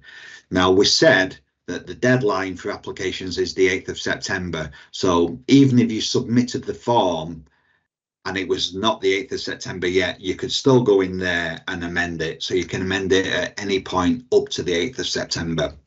Now, one thing that we do strongly advise is, I know it's a human trait, we all do it. If there's a deadline, most people wait until the deadline to submit, but we strongly advise you to submit before the deadline, because if you have a technical issue and you miss the deadline because, I don't know, your internet goes down, your computer breaks, you have a dental appointment that you suddenly forget and you miss the deadline, that is it. We cannot reopen the system to allow you to submit late. Likewise, if you were trying to put an attachment on and you couldn't find your CV, you couldn't say, oh, can we have an extra hour and we'll submit it tomorrow. The deadline is the deadline. So if you aim to submit everything maybe 24 hours before the deadline, then you've got that extra 24-hour cushion just in case anything goes wrong and you do need to reach out to say, oh, the system's down, or we can't find the CV, or I really need my partner to put this field in and they haven't done it yet. So my word of advice is, don't leave it to the last moment to submit. And I think that's all I wanted to say on this particular section. I've tried to go through there pretty quickly to try and recover some of the time that's been lost. But like Howard and the rest of the people involved in the presentation, I'm happy to answer any questions, although my side of things is more the technical side rather than the quality side, but I'm happy to take any immediate questions. Presentation, Stephen, and please stay with us for a couple of minutes just in case that we have the questions from the audience. We have the questions from the audience. Thank you very much for your presentation. My question is about the number of collaborators, especially from the partner university in UK. How many collaborators can we have? And the second question, does increasing the number of collaborators increase the chance of getting the grant or not? Simple answers, really. There's no limit to the number of collaborators. Obviously, if you had 50 people all contributing towards completing a form, it's probably like trying to herd cats and trying to get everybody to do individual parts. but that's entirely up to whoever's instigating the application to invite who they want. And it makes absolutely no difference whatsoever to the assessment of the application, whether you complete it with 2 people or 100 people. It's assessed purely on the quality of the information submitted, not how many people were involved in submitting it. Okay, thank you very much for your information that you give us at the moment. So I have the question due to the application form. When we finish to fill the form online, do we have to print out and then submit to the university level, or we have to, what's the process after we finish submit online? Okay, well, as soon as you've submitted online, you'll immediately, within a minute or two, receive confirmation that your application has been received. So you don't have to worry thinking, oh, I've pressed submit, have they really got it? So you'll get confirmation it's been received. It's also then available to download as a PDF for your own record, but you don't need to. If you want to keep an offline version of your application, that's entirely up to yourself. You could then share it with colleagues should you want to, but the sort of online version is there for, it's a 7-year rule for data protection and GDPR in the UK. So the application will remain on the system for 7 years.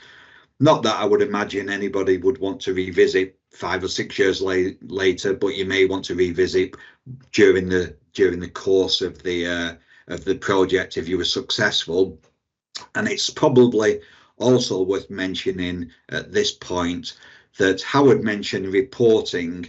Now, up until this year, reporting has always been done sort of manually. We'd send you a report to complete, but the reporting side will also be done on this application system. So when you complete your activities, your outcomes, your outputs and things like that, when it gets to the reporting stage, you would be able to see what you would put in during the application stage and comment on that. So if you said you were going to do these 3 activities, at the end of the grant period, you would go back to say, yes, these activities were all successful, or we didn't do that particular activity for this reason, etc. One more question for me. If our partner and my faculty, we already has the MOU, so do we have to submit any document related to MOU or MOA online? No, for the application, all we'll need is confirmation from your institution that they're happy for you to proceed should your application be successful, and copies of your CVs from yourself and your lead partner in the UK, just so we can see who you are and that it matches what you're saying in your application. So we don't need MOUs or anything else. We have one last question here. Thank you for your presentation and good information. I'm Dr. Hagani from Chulalongkorn University.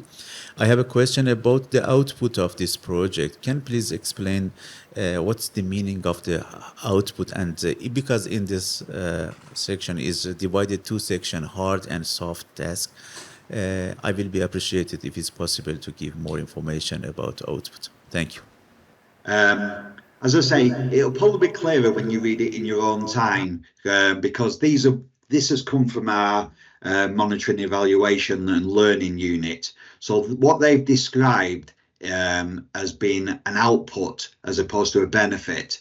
The output is generally something tangible, so something that's been produced as a result of this partnership, and the benefit is how that tangible output has contributed towards something. So I think, as they've shown in the examples that they're given here, a tangible output could be a joint research article that has been submitted, but the benefit would be stronger institutional positioning. So I think it's probably a lot clearer when you get to that stage in your application, because once you've started teasing out the other sections about what you're hoping to achieve by this and what are the objectives, I think the benefits and the outputs start revealing themselves. but I'm sure as well we can work with the team in Thailand to put some additional examples in there, because it's really simple for us to update the guidance online and just to create some more examples that you may want to draw on. I mean, the reason we've tried to keep it brief with only 2 or 3 examples in each is just to stop people being blinkered and thinking, oh, well, that is exactly what they're looking for. So if it's not within those 10 examples, then I can't do it. So we've just tried to give some general examples, but I'm sure we can revisit that and in either the guidance notes or the on-screen help. And what I'll do, Paul unfortunately couldn't join us today, but Paul is our monitoring, evaluation and learning lead, so I can get Paul to contact Urayawan and maybe come up with a little follow-up guidance specifically for the outputs that we can include.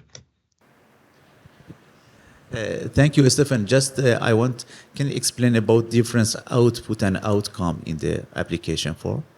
Because most of them is similar. Yeah. Again, this is where I would have preferred Paul to be with us, because I'm not a MEL expert. But from what I'm reading here, the hard outcomes are tangible. Tools are soft outcomes are things like capacity development, relationship building, increased understanding. But yeah, I do take your point that outputs and outcomes are quite similar, but rather than me trying to make up a definition, I think I will get Paul to feedback to Urayawan and the team in Thailand, and we will endeavour to update the guidance but share something very, very specifically about the difference between outcomes and outputs. As I say, not being a MEL expert and not having a MEL expert on the panel, I don't think I would be able to do it justice by explaining it any further. I'm sorry. Right, thank you, Stephens. And this brings us to the end of today's event. And on behalf of the British Council and Macy, thank you for your participations and engagement. Just in case that you have any further questions or any kind of requirements, please contact British Council staff. In order to be updated on and opportunities of Thai-UK education partnerships, the grants to support research links or higher education partnerships or scholarships for studying in the UK, please sign up to Education Connect, which is the new e-newsletter by the British Council Thailand to update you on the news on higher educations. Details to get to know